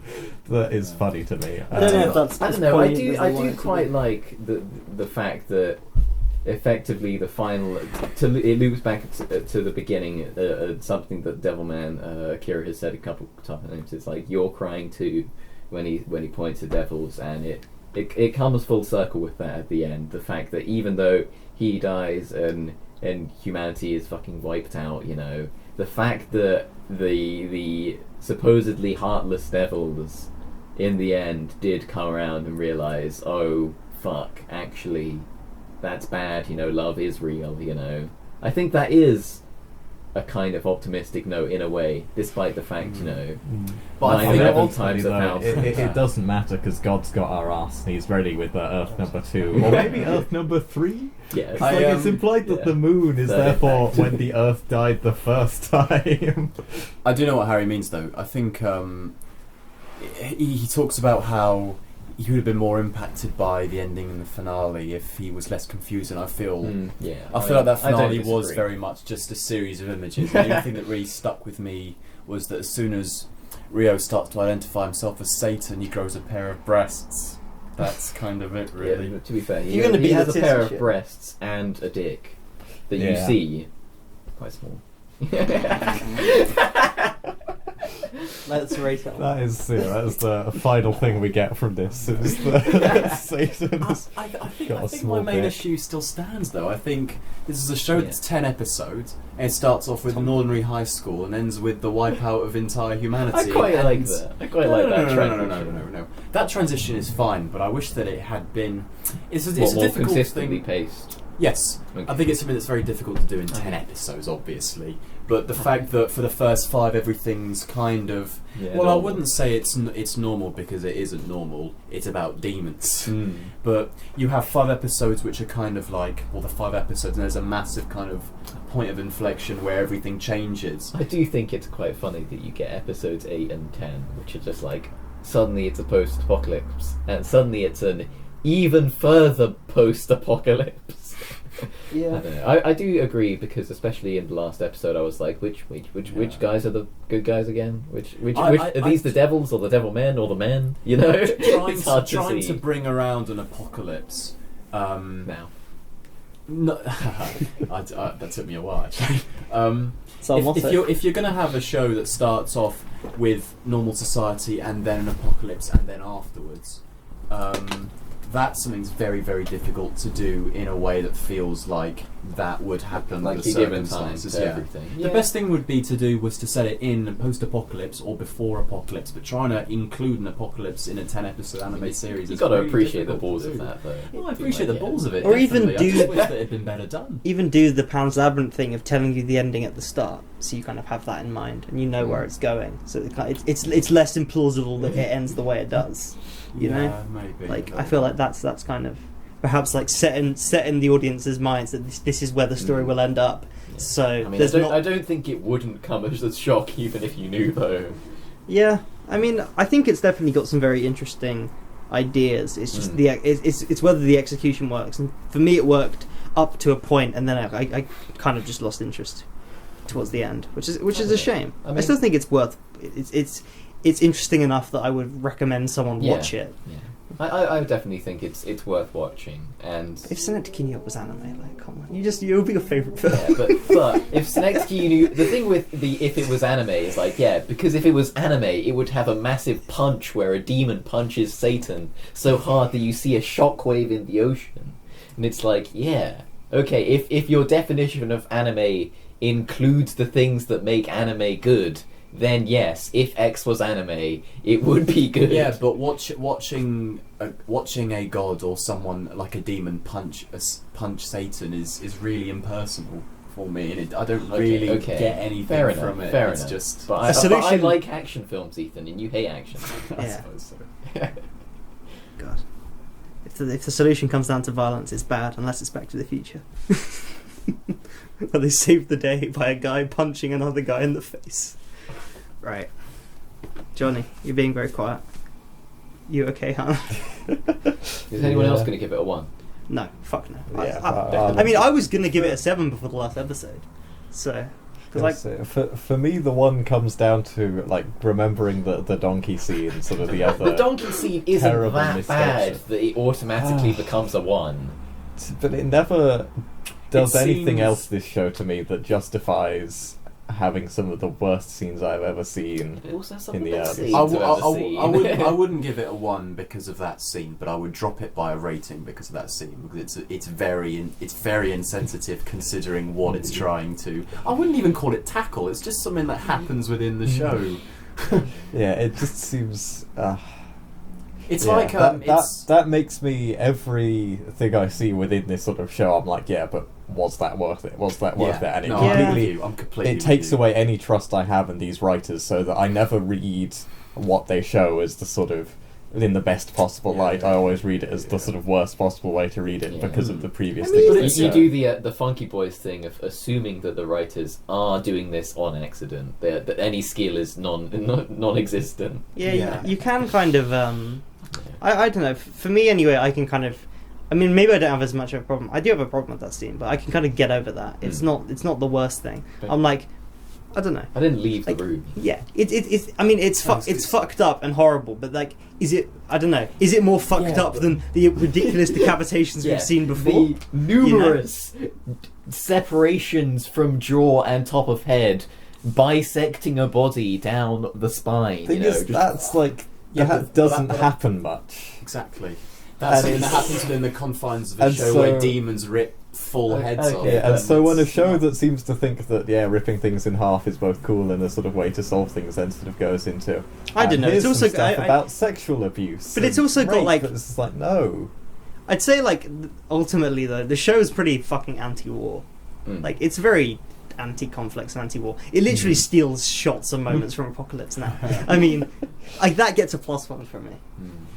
Okay, but having said that, going back to what we were just talking about with Jonathan, I feel like, and I'm not saying that all anime does this at all. I mean, Grave of the Fireflies is like that film knows how to handle subject matter, but I feel like there's so much anime that I watch where they don't understand the tone of something extremely serious, and they don't quite know how to handle it. So they just throw donkey noises in the background. In fact, that scene almost reminds me of.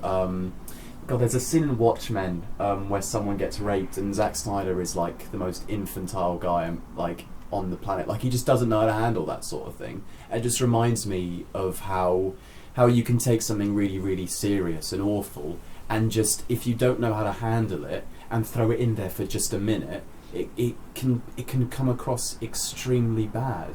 You know? Yeah, I mean the thing. We'll talk about Watchmen when I pick the book. I mean that's not the worst thing about Watchmen, obviously. Yeah, but that's just what. But the worst thing about that scene is Dr. Manhattan. I don't want to say spoiler, but on Mars, basically goes like, "It's good that you got raped." Like it's like, and like that's like accepted as being okay. It's the truth. Like, yeah, he's right here. Yeah. We'll get into that. Ooh. Yeah, I don't know. I don't think. Watchmen. Even though Devilman, he does a lot of different things. It goes from club violence scene to end of the world apocalypse. I still think it has that unique Devilman flavour throughout. A lot of that Devilman flavour was posted on the ceiling in that one episode. And I think that does help to bind it together. Okay, sure. No, I understand. that nature of excessiveness. You made a joke about Devilman's cum. That's what binds it together. It surrounds us. Penetrates us. Alright, can we please stop? I mean, that's Devilman. Do we have to No, fucking no, watch no. Ninja Slayer after this? So I understand that, Tony. Ninja Slayer's worse. But I feel like again it's a show that tries to incorporate a lot of different things, and some things it's gonna be at expense of other things. Yeah. So if it's a show about human extinction and the many problems that come with that, obviously, then try and tackle that. Human extinction, you kind of remove all the problems. It's one problem that removes every other problem. Yeah. I guess we are kind of responsible for every issue. Do you know what's better than this? The Iron Giant. Can't wait to talk about that. Yeah, that'll be fun. Alright, are we going to score this? Because I'm sticking with 1. I understand that. I think we should do Johnny and Tony, and then me and Ethan will fit in the middle. I'll be closest to Tony, and Ethan will be closest to Johnny. I'll definitely be close to Jonathan. Okay, so I think This is of all- definitely one that we'll retcon to. We'll come back to. Yeah. Because I feel like the more you think about it, the more. Yeah, I definitely. We should give it a score, but. Yeah, I definitely, because it's a 10-episode show, and I don't normally rewatch things that often. But this I think this would be a really fun show to rewatch. So that will probably endear me to it more over time. And there are a lot of things I really like about this show.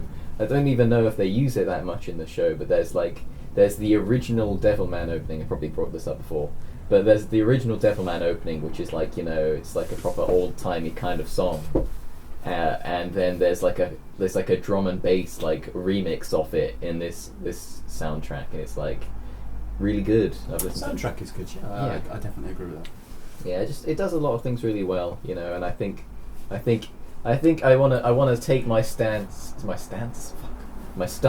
against the idea that it is just a jerk off thing. I think no one really Alright, thinks but that in at this case point. anyone in the audience thinks that, in case anyone is like, it's just demons and titties and Ultron, it's like, yes, it does have that, and yes, that is the overarching point of it, is to be that hyper violence in contrast with ideas about empathy and all that. And it does say some interesting things, beyond just the donkey noises, Beyond Two Souls. beyond good and evil. I'm going to give it a solid 8 out of 10. Yeah, I mean, I'll go next because I'll probably be the actually. Yeah, fuck it, I'll go next. Yeah, So, you go next. I think it's always been hit or miss for me. There's been things I've really liked, which I've talked about at length, so I won't get into again. And there's been things that I've been put off by. And in the end, I think there's more I like in it that I don't like. If you told me at episode 8, rate this, I probably would have given it a 7. But those last 2 episodes kind of left a sour taste in my mouth, so I'll give it a 6 out of 10. I do think the ending could have been a bit better, yeah. Animediate 6. Maybe a 12 episode show. I mean, this is your episode. Thanks for picking this, John. It's quite good. My pleasure. Remember when I picked fucking Yokio? That thing we all liked. Yeah, gave it the lowest it was given was a 7, which is above Neo 6. Yokio is really good. Yeah, Yokio is. It's because I mean, I don't want to be mean, but it's not anime. True. I think that's probably why we all liked it. Cartoon. So Would you recommend it, Ethan? no, I don't think He I doesn't would. recommend anything. It's not like Jackie Brown. Fuck off. It's the only film he's ever seen. That's what he compares everything else to, He Could doesn't have even think it's a watched 10. Brown? You know how on Tony's letterbox it's just Neon Genesis, just 4 Evangelion. times. You go home and my theories will just be Jackie Brown 4 times. Ethan watches Jackie Brown twice a day. Is it a 10? No. Like, I mean, Ethan, you like watch original it twice things. in Is one there day. anything else like Alright. Devilman? the Iron No, Giant. when there's a reason. I don't know. It still has. It still has the very full-on anime thing that Asterisk War has, and all of those other shows that I think. And obviously, I don't think Deacons. this goes a lot further for sure. But Bring them back. so I reckon. Animediate thing. I reckon. I'm sorry. I don't think I would recommend it. I think there's better things to watch, to be honest. But having said that, so the scene that we were talking about earlier, that's bad, and that's obviously ludicrous. But that's not even the thing that I really dislike about it. I just think that the structure of the show is poor, which is kind of interesting. Maybe Because you would like the original then. 'cause It is I off in don't I places. think I probably That's would, but the I also like the look of older anime more than Yeah. newer anime. Fair enough. To be honest, I just think there's something a bit less polished and raw about the way that they used to be drawn. I that do I like- do appreciate. This- more. yeah, I don't These think have we've a lot talked of enough flat about the minimalist animation. colours, though. Because it is very minimalist. It's kind Yes, yeah, exactly. It's Yeah. very striking. Yeah, It's very good.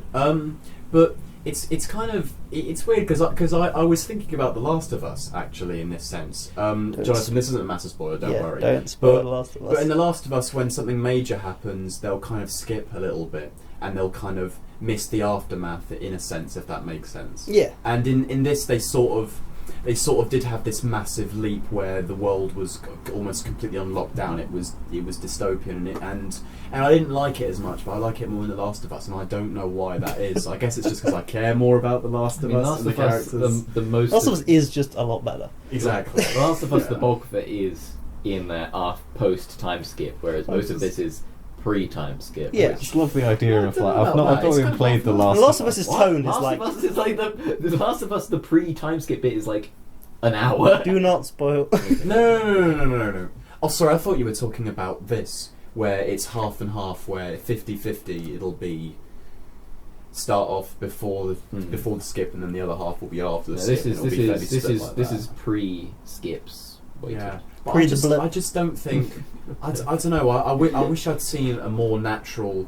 I know it's a show with demons. Okay, I get that, but I wish that I'd seen a bit more of a natural, believable progression from a normal average high school day to the wipeout of the human race. I'll tell you what, I like the ending actually. I like the fact that it did not end the way that I thought it would. I always like a bleak ending, don't get me wrong. I think I like bleak Probably endings. one of the bleakest endings that I don't out and out hate. Yeah. What I thought was going to happen was there was going to be this Deus Ex Machina moment where all the demons get wiped out. Literally, and- God. Yeah, God in the Yeah, literally. God does. And then the exist. human race wouldn't be completely extinct, and that didn't happen. I'm actually like, wow, actually that's pretty brave. I do respect the decision to do that.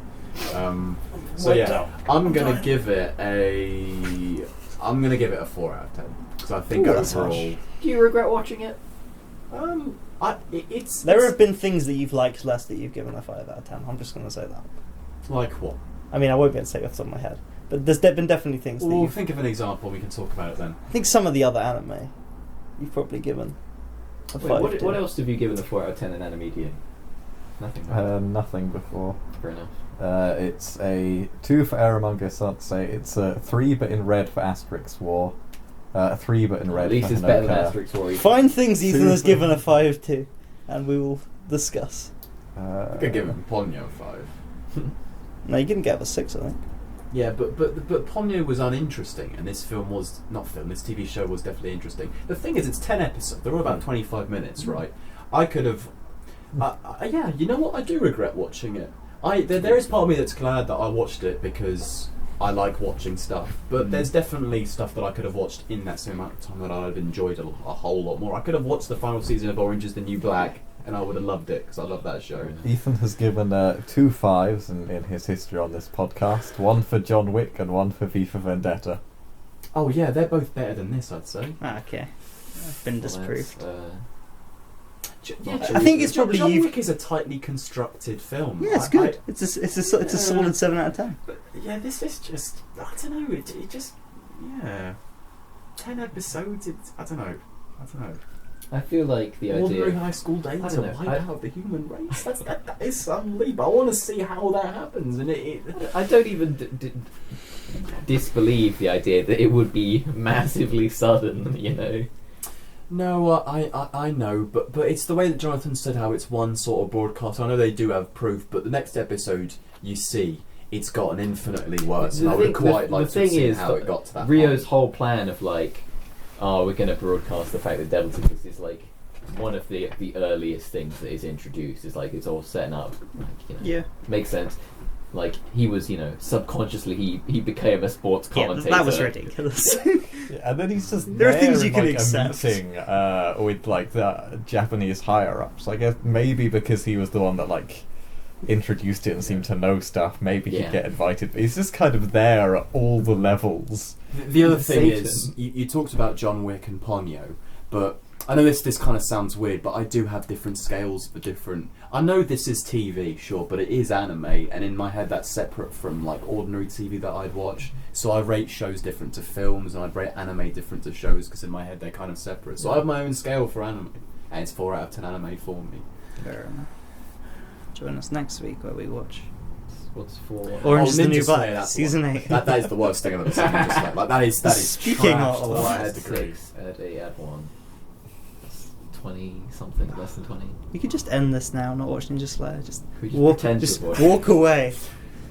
But I It's want up to get to to you, the good Ethan. anime. Step Up to away you. from the bike. I want to get to the good anime. I want to watch something like One Punch Man where I don't regret watching it. At the end, I want to be like, yes, I'm glad I watched that. That The was sooner really we good. end this episode and not watch Ninja Slayer afterwards, the sooner we watch One Punch Man. You seriously think Ninja Slayer is 7 out of 10? Or I put like no it's thought into so that. horrifically poor. I mean, that show. it's, The first 10 of all, minutes it's a that I joke, watched. Ethan. The fact that it's meant to No, be shit. but everything down it's from obviously meant yeah, to be but shit. the animation is like I could have drawn that animation. It was so poor. It was like 2D cutouts. Do you It think was the people who worst made stuff Ninja I've Slayer ever seen. are blind, Ethan? Yeah. That's the least Yeah, charitable yeah. interpretation of anything I've ever heard. I don't care if it was for a massive joke. It still looks really trashy. and Fair enough if terribly it's drawn. like offensive to your eyes, but Oh, like it it's is. not that It's they offensive to my it's not eyes. that they accidentally made it that look the way it I've does. seen a dead baby in Train Spotting, and that was more beautiful than the 10 minutes of Ninja Slayer that I watched. Okay, Alright, Tony? should we end on the note that Ethan likes dead babies? Yeah. A dead baby that lived in a house where people did heroin, that was more appealing than Ninja Slayer. Our opinion now. This is what she thinks of us. Alright then. Anyway. Hello. So we're having a bit of a break from Devilman. I probably will just put all Devilman stuff first. Yeah, This will yeah. come after. Yeah, but like just as a Just in case Dan doesn't know what's Yeah. happening behind the scenes. Gotta let him- So we're going into Neo Yokio now, just coming off of Devilman, which was, you know, Something. We um, all thought we- various things about it. yeah, we've definitely finished watching it.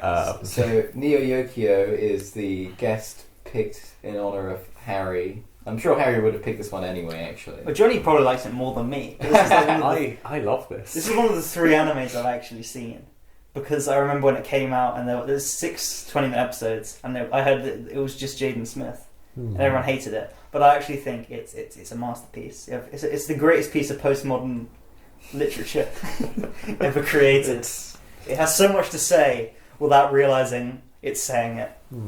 Yeah, it's up there with Synecdoche, New York. You know, it's Yeah, it It's- kind of reminds me of the bit it's that Synecdoche, Neo Yokio. You know, it's basically about a guy called Kaz Khan, who is New York's second most eligible bachelor, Neo Yokio's second most eligible bachelor, but he's also a demon hunter, and it's him balancing I'm his. actually sold on this already. He's a demon Yeah. hunter, but he's also got to be a bachelor. So you know, He's got to maintain his aura. You know. And yeah, and it's also got the greatest joke of all time in episode 2. So Okay. I love it so much. I'm interested. Should we get started then? I think that's the best thing just to do. I think my hopes are quite high for this. Let's get going. Cracking open a cold one with the boys. That's a good idea. Commits to it. We just watched episode 1 of Neo Yokio. It's just the best thing, isn't it? Yeah, I mean, I don't know what we're going to talk about. Well, to summarise, it is the, I guess, futuristic. I assume set in the future, right? Sci-fi kind of Yeah, kind of. Yeah, a bit. Yeah. of world of Neo Yokio, in which Kaz Khan is this demon hunter / bachelor who, in this episode, he has to both deal with a teen exorcism that is cunningly hidden in a suit and a field hockey Chanel. game. You got to remember all the Chanel suit. all the licenses they use, like the amount of like sponsorships they have from this show. I wonder if they were like advertisements, or if they paid to use the name. But this really toes the line between genuine critique of capitalism and like the most kind of pro-capitalism thing I've ever seen. I have no idea, because apparently the creator of the show was not intending it to have these kind of messages that it does in later episodes. I don't think they were in on the joke. It definitely really heavily leans into it for Pink Christmas, like the Yeah, definitely. yeah. Chris. That's when you get more of a feeling. I guess it is kind of heading there now. Yeah, because this episode the show goes in a different direction, but for a first episode, it's very solid. You know, and it establishes the sense of humor. It's basically it's not anime. It's like an American Psycho adaptation, but Yeah, but it's got a lot of what I assume British voice actors, right? well, yeah, you've got very stilted dialect. Like Richard Ayoade playing like he plays like pretty much every extra like the most stilted northern accent possible. Jude Law is just there doing Jude Law. What's it called, like clerk sale or Sales clerk. Sales clerk. Sales Yeah, clerk. and then Jaden Smith doing one of the worst performances of all time, but it somehow works. It really works because as a character. he's so deadpan. Yeah. Yeah, it's Just because, yeah, his whole sort of thing is this kind of just sort of understated kind of Yeah, he's weary, quite matter of fact. yeah. like Yeah. It's very life self-indulgent. Like the fact Yeah. that he brings flowers to his own grave, lies on it, and he criticises a man the perfume he's spraying on his wife's grave. That definitely did feel like a straight, like, one-to-one translation of American Psycho, like Patrick Bateman talking about, like, their new work is a bit too new wave for me. It's like, it's so that style of, like, I think that if this didn't have that sort of, I'd go as far as to say black comedic tone to it, where the main character is just a young version of Patrick Bateman, I probably would like it a lot less. But it is very funny because of it. Yeah. See, whether it was the I can't remember. I'm actually going to start talking about intent now. But whether it was we already the had the Ghazi's Wing discussion, or we will have it in the future. it for me, this is so obviously like a massive piss take of what's in the show. I know. So that's why I can get on board with it. It's very funny. I have no idea. I definitely think the way that they are doing it, they know that the guy is kind of coming off as a bit of a dick, But but part at the where same he's time, it's saying- very funny. Exactly, the part where he's saying, "Oh, play Vivaldi's concerto," and then he says, "What, in F major or something?" Like, and he goes, "No, D minor." Or it is It's the other way around. it's C D major. minor, there's those E flat major or something. Yeah. I'm just like, yeah, I it's really just good. do love the classical music it just uses. It just really works. It is very Mars of Destruction inspired in that way. No, well, I mean, Mars of Destruction is just like, it was cheap. I It was imagine. cheap. Whereas- you don't have to pay the guy. Yeah, that wrote whereas this is, it gives it its kind of It's part of the faux, character. faux fanciness, basically. Yeah, I love the It's- aesthetics. Like, I love yeah. the pink colour and the font and all that kind of the stuff. Just like, I don't know, It's so weird because it Typeface. is so like sort of upper class, rich people, high culture, that sort of thing. But I can't imagine like anyone actually in that echelon of society watching Neo Yokio. yeah, I don't understand that. it advances more into a class critique later. Like that stuff definitely comes into play. I mean, it starts off pretty strongly with the idea of old versus new money. This sort of, I guess, second class. I suppose so, but it's still. I won't say it took me a while to, but I wasn't originally set on it at the beginning. And then when I got more introduced to Jaden Smith's character and what he was actually like personality-wise, I was like, actually. When it starts I with really throwing a guess. watch up a building and then someone smashes their tennis racket as an explosion sound plays. Yeah, I was pretty immediately sold. Yeah, I was like, I was originally very hesitant on it because pretty much the first or second frame of this show is Yeah. a Deacon's shot. I was like, we're not Yeah. going No, down this it's route. it's not that kind of show at all. I That's think good. I think it might be doing, or might have done the what's it called, the Monogatari thing. No one's seen that show, but where it has like the obligatory one like at the start of the season and then doesn't get back to it for a while. I think the first joke that really made me go, actually, I do really like this, was the one where he's walking past the gravestones and one of them just has James Caan written on it, but with a different spelling for his surname. That's great. It's definitely more of an American style of comedy, which is I think why I engage with it. A Me bit too, more. me too. Yeah, but A bit more like Sawyer on the Bridge. I could Yeah, almost exactly like that. Yeah. I could almost completely get rid of like the Exorcist like plot. It's so not important. But it's, Like, it makes it feel like so weird though. It's like this is like the anime equivalent of just like abstract art, but it makes sense. It's postmodern. Yeah. I mean, in terms of like the things it does, it means that he's now living this high life, but he's there because his family has worked there, whereas like he's kind of looked down on the others because they haven't. So it's kind of a weird. I don't know. Yeah, it is a strange element. But what I mean is like there's like 3 or 4 minute segments from the episodes that you can just completely cut them, and the show still works. But it just makes it unique. It's fine. It's interesting to. It was a testament to SAO Abridged of how much better it is than the other anime that we've watched on this show, where when it gets to the end of an episode, I could just tell you what happened in that episode. I was engaged, I remember the plot. It wasn't just a series of images that I watched and then just went over my head. Like I actually followed. That's what I've done. I've set the bar so low. I think so. I mean, this is good though. Anyway. Yeah, I mean it is straightly comedic.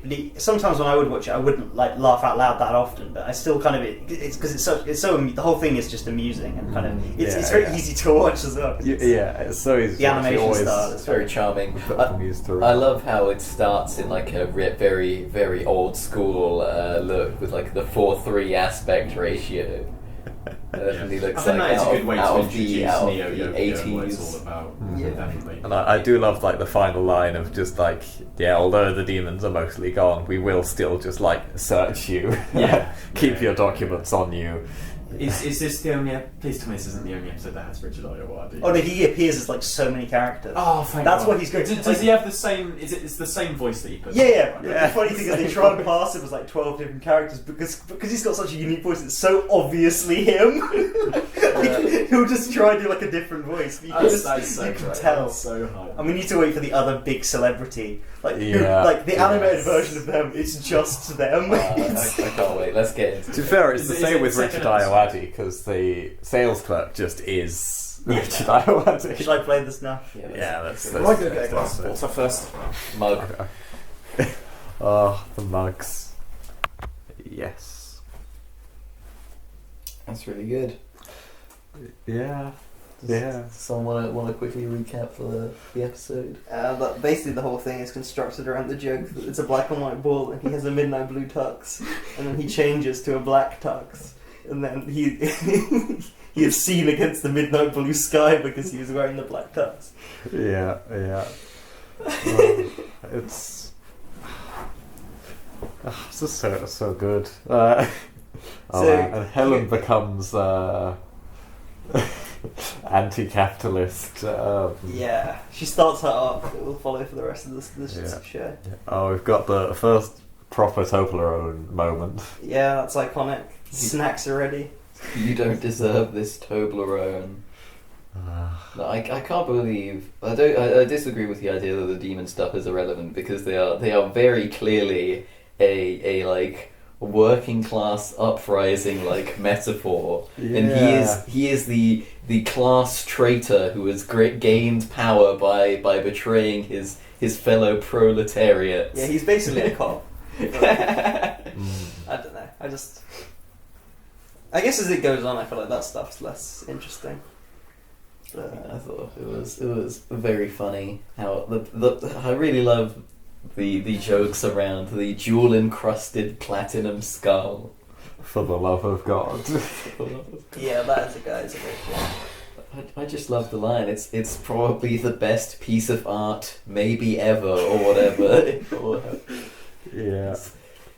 It's like It's just more of the same, just, really. just the idea of like the most expensive thing being the best thing. It's I quite mean, funny. it just is a critique of capitalism. Like, Yeah. this kind of I mean, overly kitsch skull is like this over the top thing, and also a bit of what happens in this next one, but with Helen showing up to the ball just in her like hospital gown basically, and in this episode it's the new hot dress. Like her whole speech about how it's all meaningless spectacle, and Kaz's line as well about just people are just really into seeing other people on red carpet.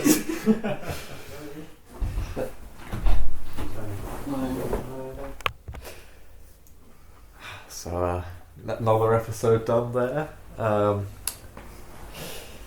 What do people think?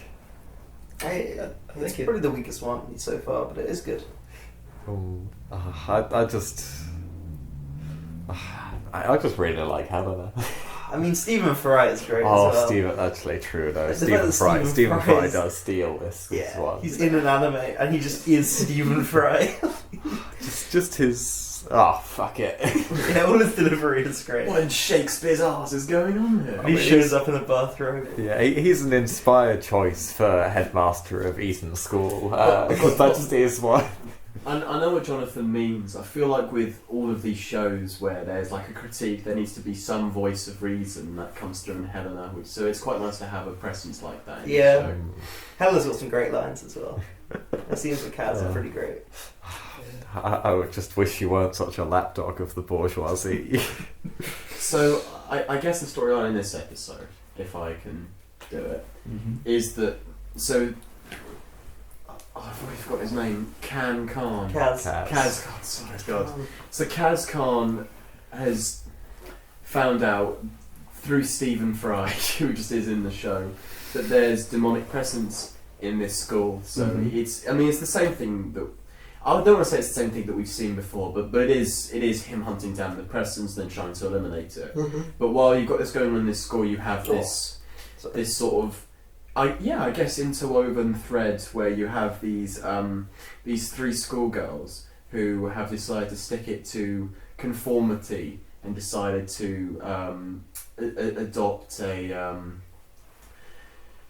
well, they call themselves Hellenists, right? Because they worship Helen. Yeah, exactly. So instead of wearing school uniform, they wear, what do they say, hospital gowns with a bandage around their head. Yeah, because that's what she showed up to in the ball. Yeah, black and white. Yeah. The Met. Yeah, I think it's actually pretty well, like the fact that it is consistent from past episodes, and like has a lot of different sort of sub stories weaving in and out, like the Caprese Martini. The thing that I like about this episode and the episode beforehand is that I think comparatively to the first, where there were two separate storylines, where it was about being the Bachelor and eliminating the demonic presence. I feel like in this episode and the one before, they were able to like bring them together. Yeah, so you have the Hellenists, and then you have demonic presence, and you realise that actually they're the same thing, and I think it just comes together really well. I think it's quite well interwoven. And I think in the previous episode, you also have two storylines where you have, well, again, a demonic presence, and you're trying to figure out who it is. Then you also have this seed from the start, which is this this pop singer, and she ends up being the demon, and that just comes back to play a part, and I think that's quite well constructed from my point of view. It is also, I do like the through line that is the Toblerone, which was it Jono who pointed out that it's bigger in every scene. Jono pointed out that it's luxury chocolate in this world. Yeah, it's described as, so the one thing that Kaz has going for him, according to Helena, is his taste in luxury chocolates. And also, I had a dream where a Toblerone was in trouble, and that Toblerone was you. I remember the first thing that I knew about the show was that that line about the Toblerone. I remember you guys showing it to me when you originally watched the show. And that was like our group chat image for a while, I think. A picture of Jaden Smith with a Toblerone in his hand saying, "You don't deserve this Toblerone." I think it might have done. Yeah. Because I remember like talking to the show. I think I talked about it with Tony, even though he hadn't seen it. So I'm glad we finally. Yeah, I'm very sold on this show so far. It's very funny, and I think it's quite entertaining how it is a cultural commentary. Whether intentionally or not, I think it's saying interesting things and putting them through the lens of this likable guy, Kaz Khan. Yeah, he's such a likable, unlikable guy. His struggles are so kind of not important. If he was any other like rich person complaining about not being the number one bachelor, I would be like, actually, who cares, But the fact that it's him. I think it's quite good. It's not so much what makes him likable. Doesn't really have anything to do with his sort of views and what he prioritises in life. I think it comes down to the fact that he just has a good heart and wants to help the world. Begrudgingly. You think? I like that he's just kind of, I don't know. He has that like depressed like delivery. I don't know. Even though he is literally a poster boy for this world, I think there's something genuine about his admiration for it. Like, he is just in it for the elegance. Yeah, no, I do believe him when he's there going about how fashion is the glimmer of hope in this world. It feels like that is what he believes. Yeah, it's an interesting battle of ideas between Helena and the main guy, Kaz. It's quite good. Yeah. It's a good show. What is it? Helena's gone full hikikomori now, which I think is just like a Japanese word for shut-in woman. Yeah. Who just doesn't leave her house. That's what fucking, what's her name? Sagiri was in Eromanga Sensei. It's coming back. We're looping back around. The narratives are combining. This is the Animediate theory of horseshoe where there is no difference between bad and good shows. There's absolutely zero difference between bad and good things, you moron. You fucking imbecile. I mean, That's good. that is kind of true, because if you have because you have something that's a 1 out of 10, that's awful. If you have something that's like an 11 out of 10, that's 1.1. That's very close to 1. So good and bad are very 0.1 and 1.1 are not the same number. You didn't catch any of that, did it? No. Damn it. I guess that insightful dialogue where all of you admitted to me being right about everything ever is gone like tears in the rain. This episode was quite good. I think this is very, very woke, very funny. I'm quite a fan of Yokio. Yeah. Firstly, gender is a spectrum. Yeah, when not a Lexi binary. turns into a woman and then becomes incredibly woke, it is great. This is a good episode. I like it. You got some weird stuff, you know. When his other friend becomes a panda, the revelation that Charles is a mech, being piloted by an old woman with a very annoying voice. You've got like Tony Soprano as his uncle. This episode is one of my favourite moments so far. So I think it just goes to show how absurd that sort of yuppie lifestyle is. Where there's a character who talks about how, oh, have you heard that animal isn't the fashion trend this week? I've got my cheetah coming in soon. He doesn't want a cheetah. He's just getting it because that is the fashion at the time. Yeah, that character's great. Yeah. It's the second most eligible action. Oh, It was the first now, I guess. yeah. I can't. It's just Draco Malfoy, but Yeah. better. I really love that. I think the first couple of episodes he had like a title card that showed up whenever he appeared. But it's Him, like the East Side Gentleman. for a slightly shorter than usual like amount of time. Yeah, the editing was good like that. Yeah, I think definitely by now it's obvious that the show is actually really intelligent. Yeah. Like, Yeah. Oh, do you guys know who Arcangelo is? It's Jason Schwartzman from all those Wes Anderson films. Ah. Just Yeah. it's Who got else is in such the a show? cast. No, Peter Serafinowicz does voices in this show.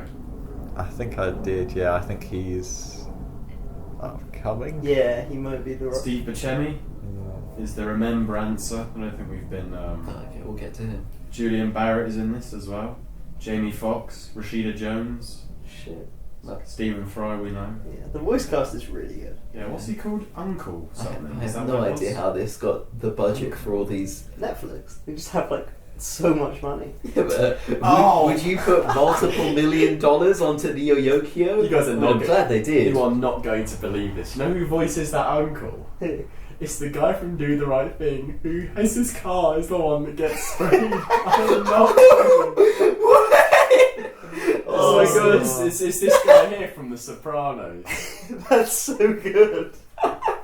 Oh, that's incredible. That's a true loss. The guy from Goodfellas, Casino, The Sopranos, and Raging Bull. I called it. He It has just a has the- history with water, doesn't he now? Got turned into a raccoon. Some of the little things that raccoon does really make me laugh as well. It's like all the foreshadowing that it is the uncle. Yeah. Anyway, the show is so inessential and nothing happens, but it's great because of that. I mean, literally, this episode just ends with a terrorist. Yeah, well now the plot. I think actually This is where the plot begins. I think I like it less when the plot begins. That might be my favourite episode because it's like very little actually happens in it. I don't know. God. Yeah, because we got to have that race now. You know, we got to have all that stuff happen. Yeah. I mean, I like the party in this episode. It was quite interesting. The Frank Mills? Is that the guy's name? He's the one who always throws parties, though. Like, it was his party that just got mentioned like 5 times in the first episode. I don't know. They kind of just name drop things. Mm. It's not as bad as Ghazi's Wing, but it's kind of it's an American Psycho way of just listing brands and people's names. The panda is Two a part of the bags. War Beast core. Do you want to watch the next one? Yeah, with this one, like the fact that we don't talk much at the end of the episode, I think is partially just because we want to watch the next one. Yeah, a little bit. It's very funny, very well. There's not much to say unless we just go through every Yeah. joke, you know. Yeah. Oh man. We can watch the hour-long Christmas version. Oh, we'll say that for Mediate too. Alright, it is really good. Tell me, It's like a film. did someone order a loon? Alright, so record this one without me because I'm going to go get a drink. And I'm going to the toilet. 2-man podcast. Oh damn. You guys can manage okay without us, I'm sure. Yeah. Right. So With the bulk of the talent anyway, Jono. Yeah. Should we pretend to be Harry and Ethan while they're gone? Oh, I can't do their voices though. What would Harry say about this one? Well, he didn't like the plot stuff. He'd be like, oh, I can't believe they put in a plot. You would be like, oh. So the part with the Iraq War reference, it really is the part when the Yokio took a nosedive for me. Oh. And then Ethan would be like, oh, nosedive, Black Mirror. Then I would say, oh Harry, why do you always bring up the Iraq War? And Because it starts with a terrorist attack and then they go to the Twin Towers in this episode, Tony. That's why. I told you. We got him. Nail on the head. Yeah, that was such a beautiful impersonation you did there, Tony. I can't. Well, it just sounded like he was in the room. For the rest of all time, they will never know whether it's actually Ethan and Harry, or if it's just what if it's all just one guy who's been really good. Anyway, Neo Yokio. This is introducing part of the race car saga. I really like the Russian driver. You mean the Soviet Union? Yeah. Exactly, the Soviets. Yeah. I love the mismatch of nations in this world. Mm-hmm. Where you've got people, French Canada as a place, you know. You've got Italian Japan. And then the Soviet Union is just sitting around. Hang on, isn't French Canada already a place? Like, doesn't Canada already have like a really big like, Yeah, French Canada community? already is. Yeah. Like, I don't know what the Italian-Japan crossover is in the real It world. just has the colours of I can't remember what it's called, but the like fake company that Lego made to be like its oil company. It does, yeah, you're it right. has Octane, I think it is, that sort of green and red circle book. It just... I thought I recognised it. Yeah. I knew it was Cosa Nostra because that's like an actual term used in the mafia. Yeah, I realised that from Godfather 2, and they're like, oh, you're some kind of mafia, you're some kind of Cosa Nostra. Yeah. I think it means RO. Is it not also the colours of the Irish flag, the Italian-Japan flag that they show for a bit? Yeah, but it's definitely Italian Japan. If it's that makes sense too. Yeah. He's got an Italian accent, but it's Japanese, so I'm assuming it's Yeah. Italian Japan. Yeah, I mean, I think it might get more sort of pointed out in the next episode where you'll have the race finally happening. I have to say, I really like this setting. It's so interesting. Yeah, it's just so mad. I love it. All the sort of it sort of reminds me of the kind of weird mixed countries of being like with Avatar: The Last Airbender, how everything is a combination of animals, and so there's this hilarious moment where they meet a bear and it's just a bear and they all lose their shit because they're like, what? It's just... How is this a bear? It feels like it almost has a similar thing of, yeah. You know what's cool? I like the California king bed that you can lay on in any direction. The next size up of champagne bottle that they order. No one's ever had a dream team like this. God, I love the lads about town. Yeah, and I really like Archangelo's sort of now that the board is destroyed, he's just like, yeah, we can just be friends. You're not my rival at this point in time. You're just someone I know. When they were talking about the size of drinks that you can have, and they mentioned that the ultimate one was Nebuchadnezzar. Mm. I actually searched it up because I couldn't remember what that was. That is the ancient king of Babylon, right? Yeah, exactly. But I the know that interesting because it's a thing- Civ 5 leader. I don't actually know history. Yeah. Get this right. He was born in 634 and died in 562, and that makes no sense. But then you realise that it's BC, so actually, then it makes perfect sense.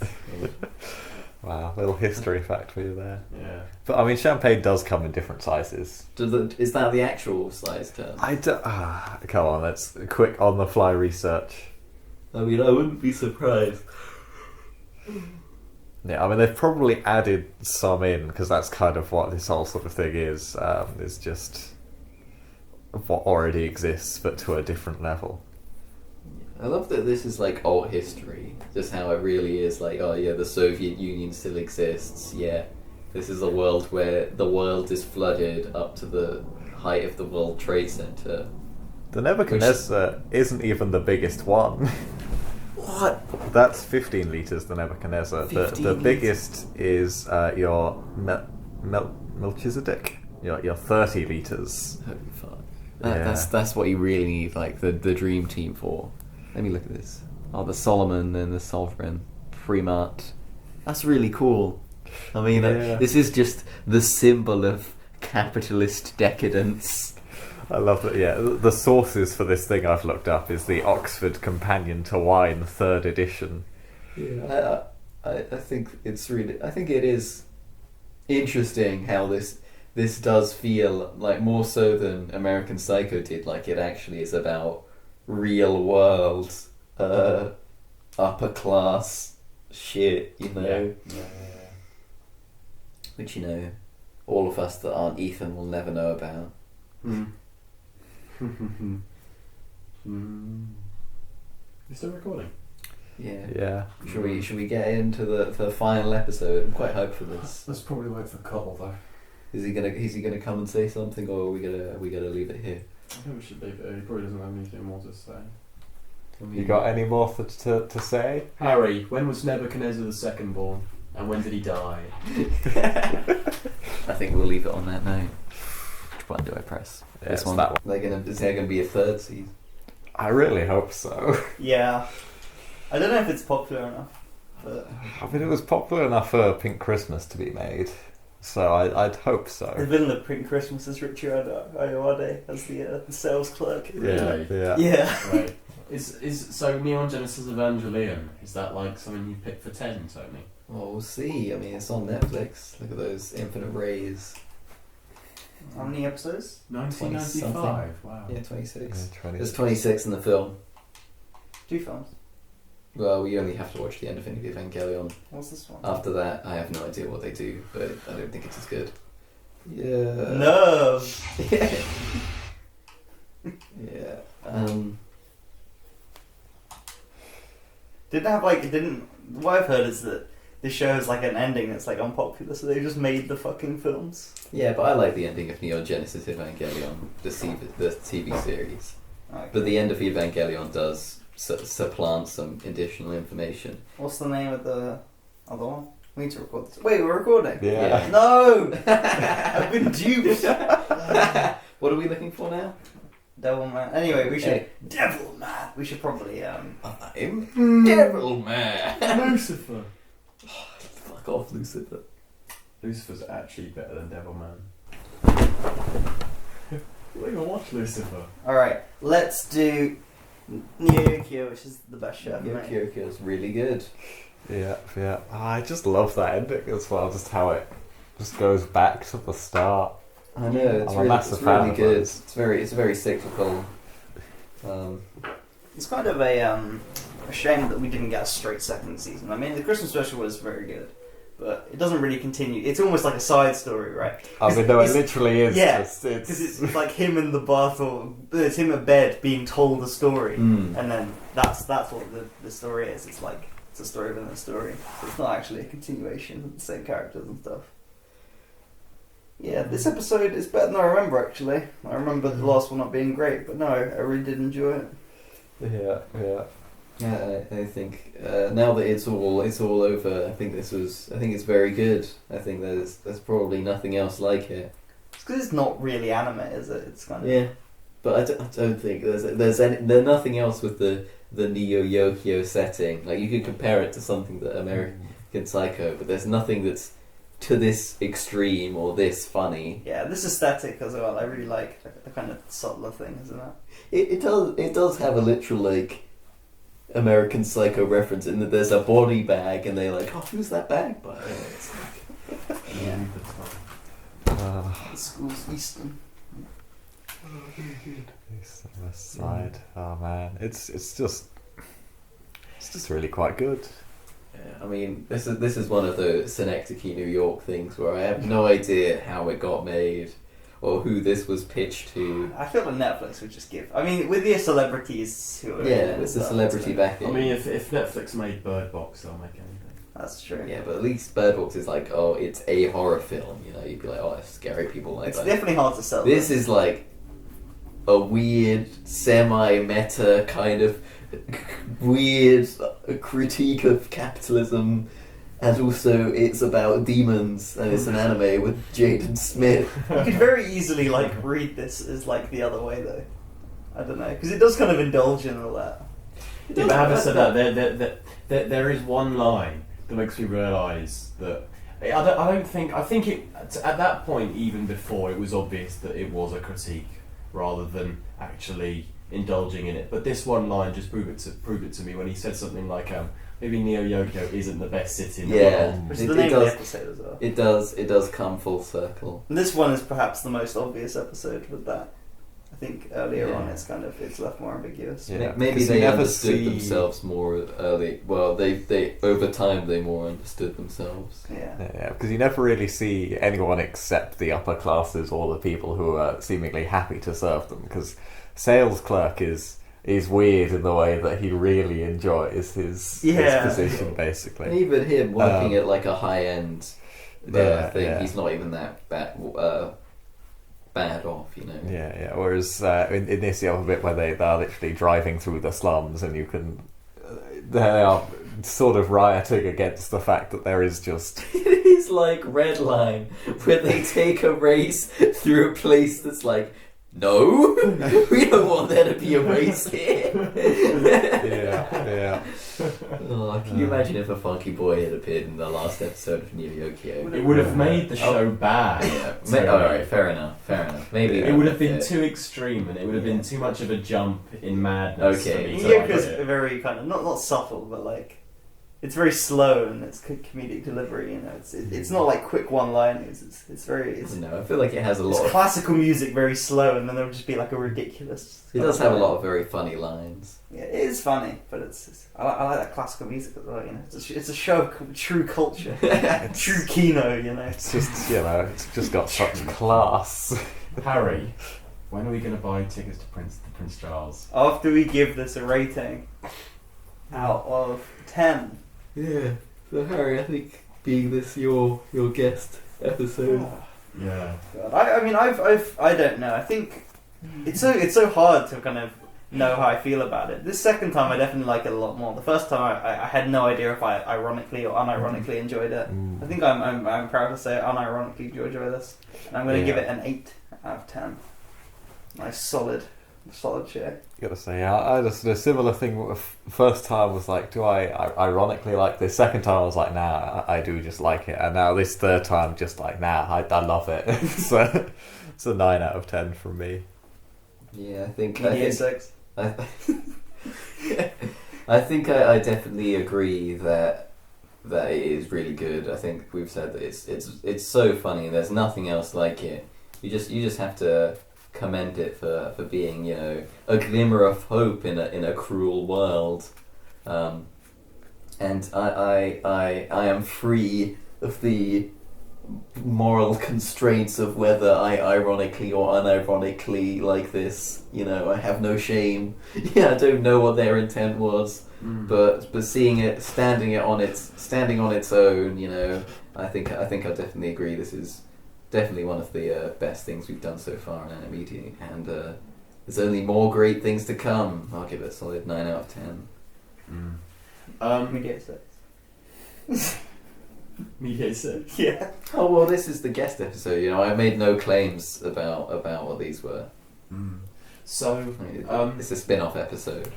I know it's just 6 episodes, but what's interesting about this is that I remember stuff that happens in each episode. A 9 is a 6 upside down, Harry. Nice.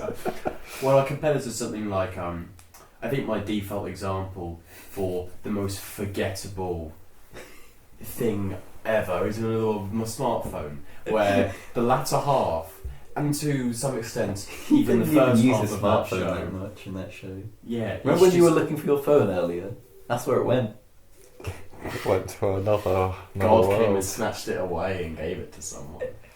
But yeah, so you have something like in with my smartphone where I remember nothing. I remember there being a garden in the latter half of that say series. it was and a that's it. freaking palace. Oh yeah, the I slight think- genocide, Yeah. purifying the land. Yeah, I think for me the most forgettable one is Asterisk War? Asterisk War. Yeah, Asterisk Fair War enough. is very Yeah, average. but see, Asterisk War, I remember, well, there's a high school and they do sort of gladiator kind of fights, and there's this Hitler guy, and I remember things like There's that. Lone on Wolf. my smartphone. Ah, Lone Wolf. So unforgettable. I forgot about that. So yeah, so it is good to watch something on this channel where I definitely enjoy the time that I spent in this show's company. It never felt like it dragged too long. It was just 6 episodes. They were all about 25 minutes each. They do a really good job of rounding off a story in each episode. It has like this clear narrative that goes throughout that I quite like. So I will give it a solid 7 out of 10 because I do like it. But then it is anime, so there's only so Yeah, much. you are racist. Yokio getting the 30 club. Yeah, 33. Oh, I'm so proud of it. Definitely deserves it. My baby. Yeah. Alright. Is it too can't much of believe a that- criticism of your middle life, middle class Tony, standards? I mean, Still I'll give gonna be American Ninja Psycho Slayer. a 10. We'll watch an episode or so. Well, hang on a second, because it's just surprising to watch something with Jaden Smith in that I actually quite liked. Because the only thing I've ever seen was After Earth. He's quite good in this. I mean, I know. He's perfectly cast. Yeah, perfectly. He's cast. basically playing himself in real life, which kind of makes the joke funnier. Like if you've seen Jaden Smith's tweets, he is Kazkar, but unironically Kazkar. Does he have pink hair in real life, Jaden Smith? I mean, he whips his hair back and forth. No, that's Willow. That's Willow. He Willow whips- he Smith, whips who's her in hair. this series as one of the Hellenists. Alright, should we go back to Devilman? What do you mean? We finished Devilman already? Okay, should we go onwards to Ninja Slayer then? It is like 7:15. Are we going to watch some more of Devilman Crybaby, do you think? Literally starts in Iraq. I'm not even joking. Why? Because Is that where The Exorcist is from? Are they trying to say that Iraq is responsible for all demonic evil? no. What's he called? Not Max Star. von Sydow. That's hey, the one. do you know what he's in? Seven Seal. Yeah. He's also in Star Wars. He plays Lor San Tekka. Yeah, that's right. He's also in Game of Thrones. He plays a 3-eyed raven. Yeah, he looks like, even in The Exorcist, they say about his character, isn't he a little old for this? I'm like, he's still alive now. like 50 years old, that film, isn't it? Yeah. That guy is fucking So it's old. also got Lee G. Cobb. Well, Lee J. Cobb. Yeah, it does. 12 Angry Men! Yeah. Hey! Yeah, he plays like a That's- private PI. That's amazing. Yeah. Lee G. Cobb is in On the Waterfront. You know the Brando film. Mm. Yeah, you check that out. I was at my grandmother's 70th. I got to talk to my granddad and he asked me what films I'd seen recently, and I said, I went to go see Once Upon a Time in Hollywood, and he said, no, has he not been put down yet? Did he actually? No, he did. Yeah. Classic. What a guy. Classics are classics. Well, there's a cold open for you. We've just seen Ninja Slayer, and you can tell we're talking about everything else. Rowan Atkinson talks about Mr. Bean, 6 million views 8 years ago. Ninja Slayer. How to make benzene. Tony, you wanted this in the podcast. Hello. Oh, I didn't want this in the podcast, to be fair. Alright, we just watched Ninja Slayer. Jono, does it remind you of anything? Because we have watched something very similar to it in the past. Yeah, what was that? Hanoka. I can't remember what it was called. Search into the depths of your mind. But basically, Is it Hanoka? something me and Jono Does it have Angel in the name? It's something like No. something cop. Was it Flame Cop? You got so close. It's Inferno Cop. Inferno Samurai Cop. Cop. So the sequel was You've mentioned Inferno Cop 2 before. spiritual successor to Inferno Cop in some way. We just watched Ninja Slayer. It's about a ninja who slays ninjas. and it cuts The amount between. of times it repeats that dialogue that he's a ninja that slays ninjas is quite something. Basically, it cuts between this 2D like Flash style animation between this really like trippy, like more traditional like anime, except like all the textures are like this weird like gold kind of paper that they use that like it looks like instead of coloring things in, they just cut out like where the color would be, and it like shows underneath. There's like this weird gold like wrapper. It looks really cool. And yeah, the bits where you feel they had at least some budget for the animation is very interesting with its uses of colours. yeah. There's definitely nothing else like it, and I want to point out that I will say that it's on one hand, sure, maybe it would be better if it was consistently just a really high quality sort of fight scene style animation. But on the other hand, it's incredibly funny when it's the really shit 2D style that is just like things don't have walk cycles. They just slide across this flat background, and when they need to do something, they like can tilt left or right. That's it. And I love it. But It's again, very funny. It feels like Gazi's wing thing of it's funny for about 10 minutes. Okay, Which fine. is Okay, a good fine. thing that we just watched We the only first watched the episode. I that mean, was 10 minutes, yeah. Maybe people don't like watching the same joke over and over again, but I do. I think, man, this is funny. I love this And I comes from that was too much Western. Well, yeah, Watches the I same literally thing over and literally said like, you know Favourite what, was fair anime. enough.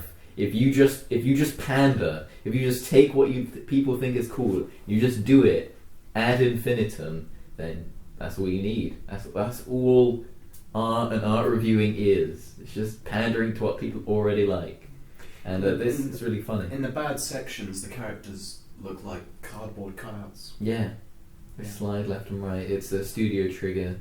They've done lots of great work. I love Kill la Kill. You know. Tony, we watched the first episode of that about 2 years ago, Mhm. and I remember calculating how often. But basically, I think I assumed that I would die when I was 80 or something like that. Yeah. So I predicted how many. Optimistic, but yeah. Thank you. I had to predict approximately how long in between each episode I should watch so that I've watched the entire show before I'm 80, and it's like 2.61 years between each episode. And I think it was about 2.6 years ago that we watched the first episode, so I should probably go and watch the second episode around about now. Yeah.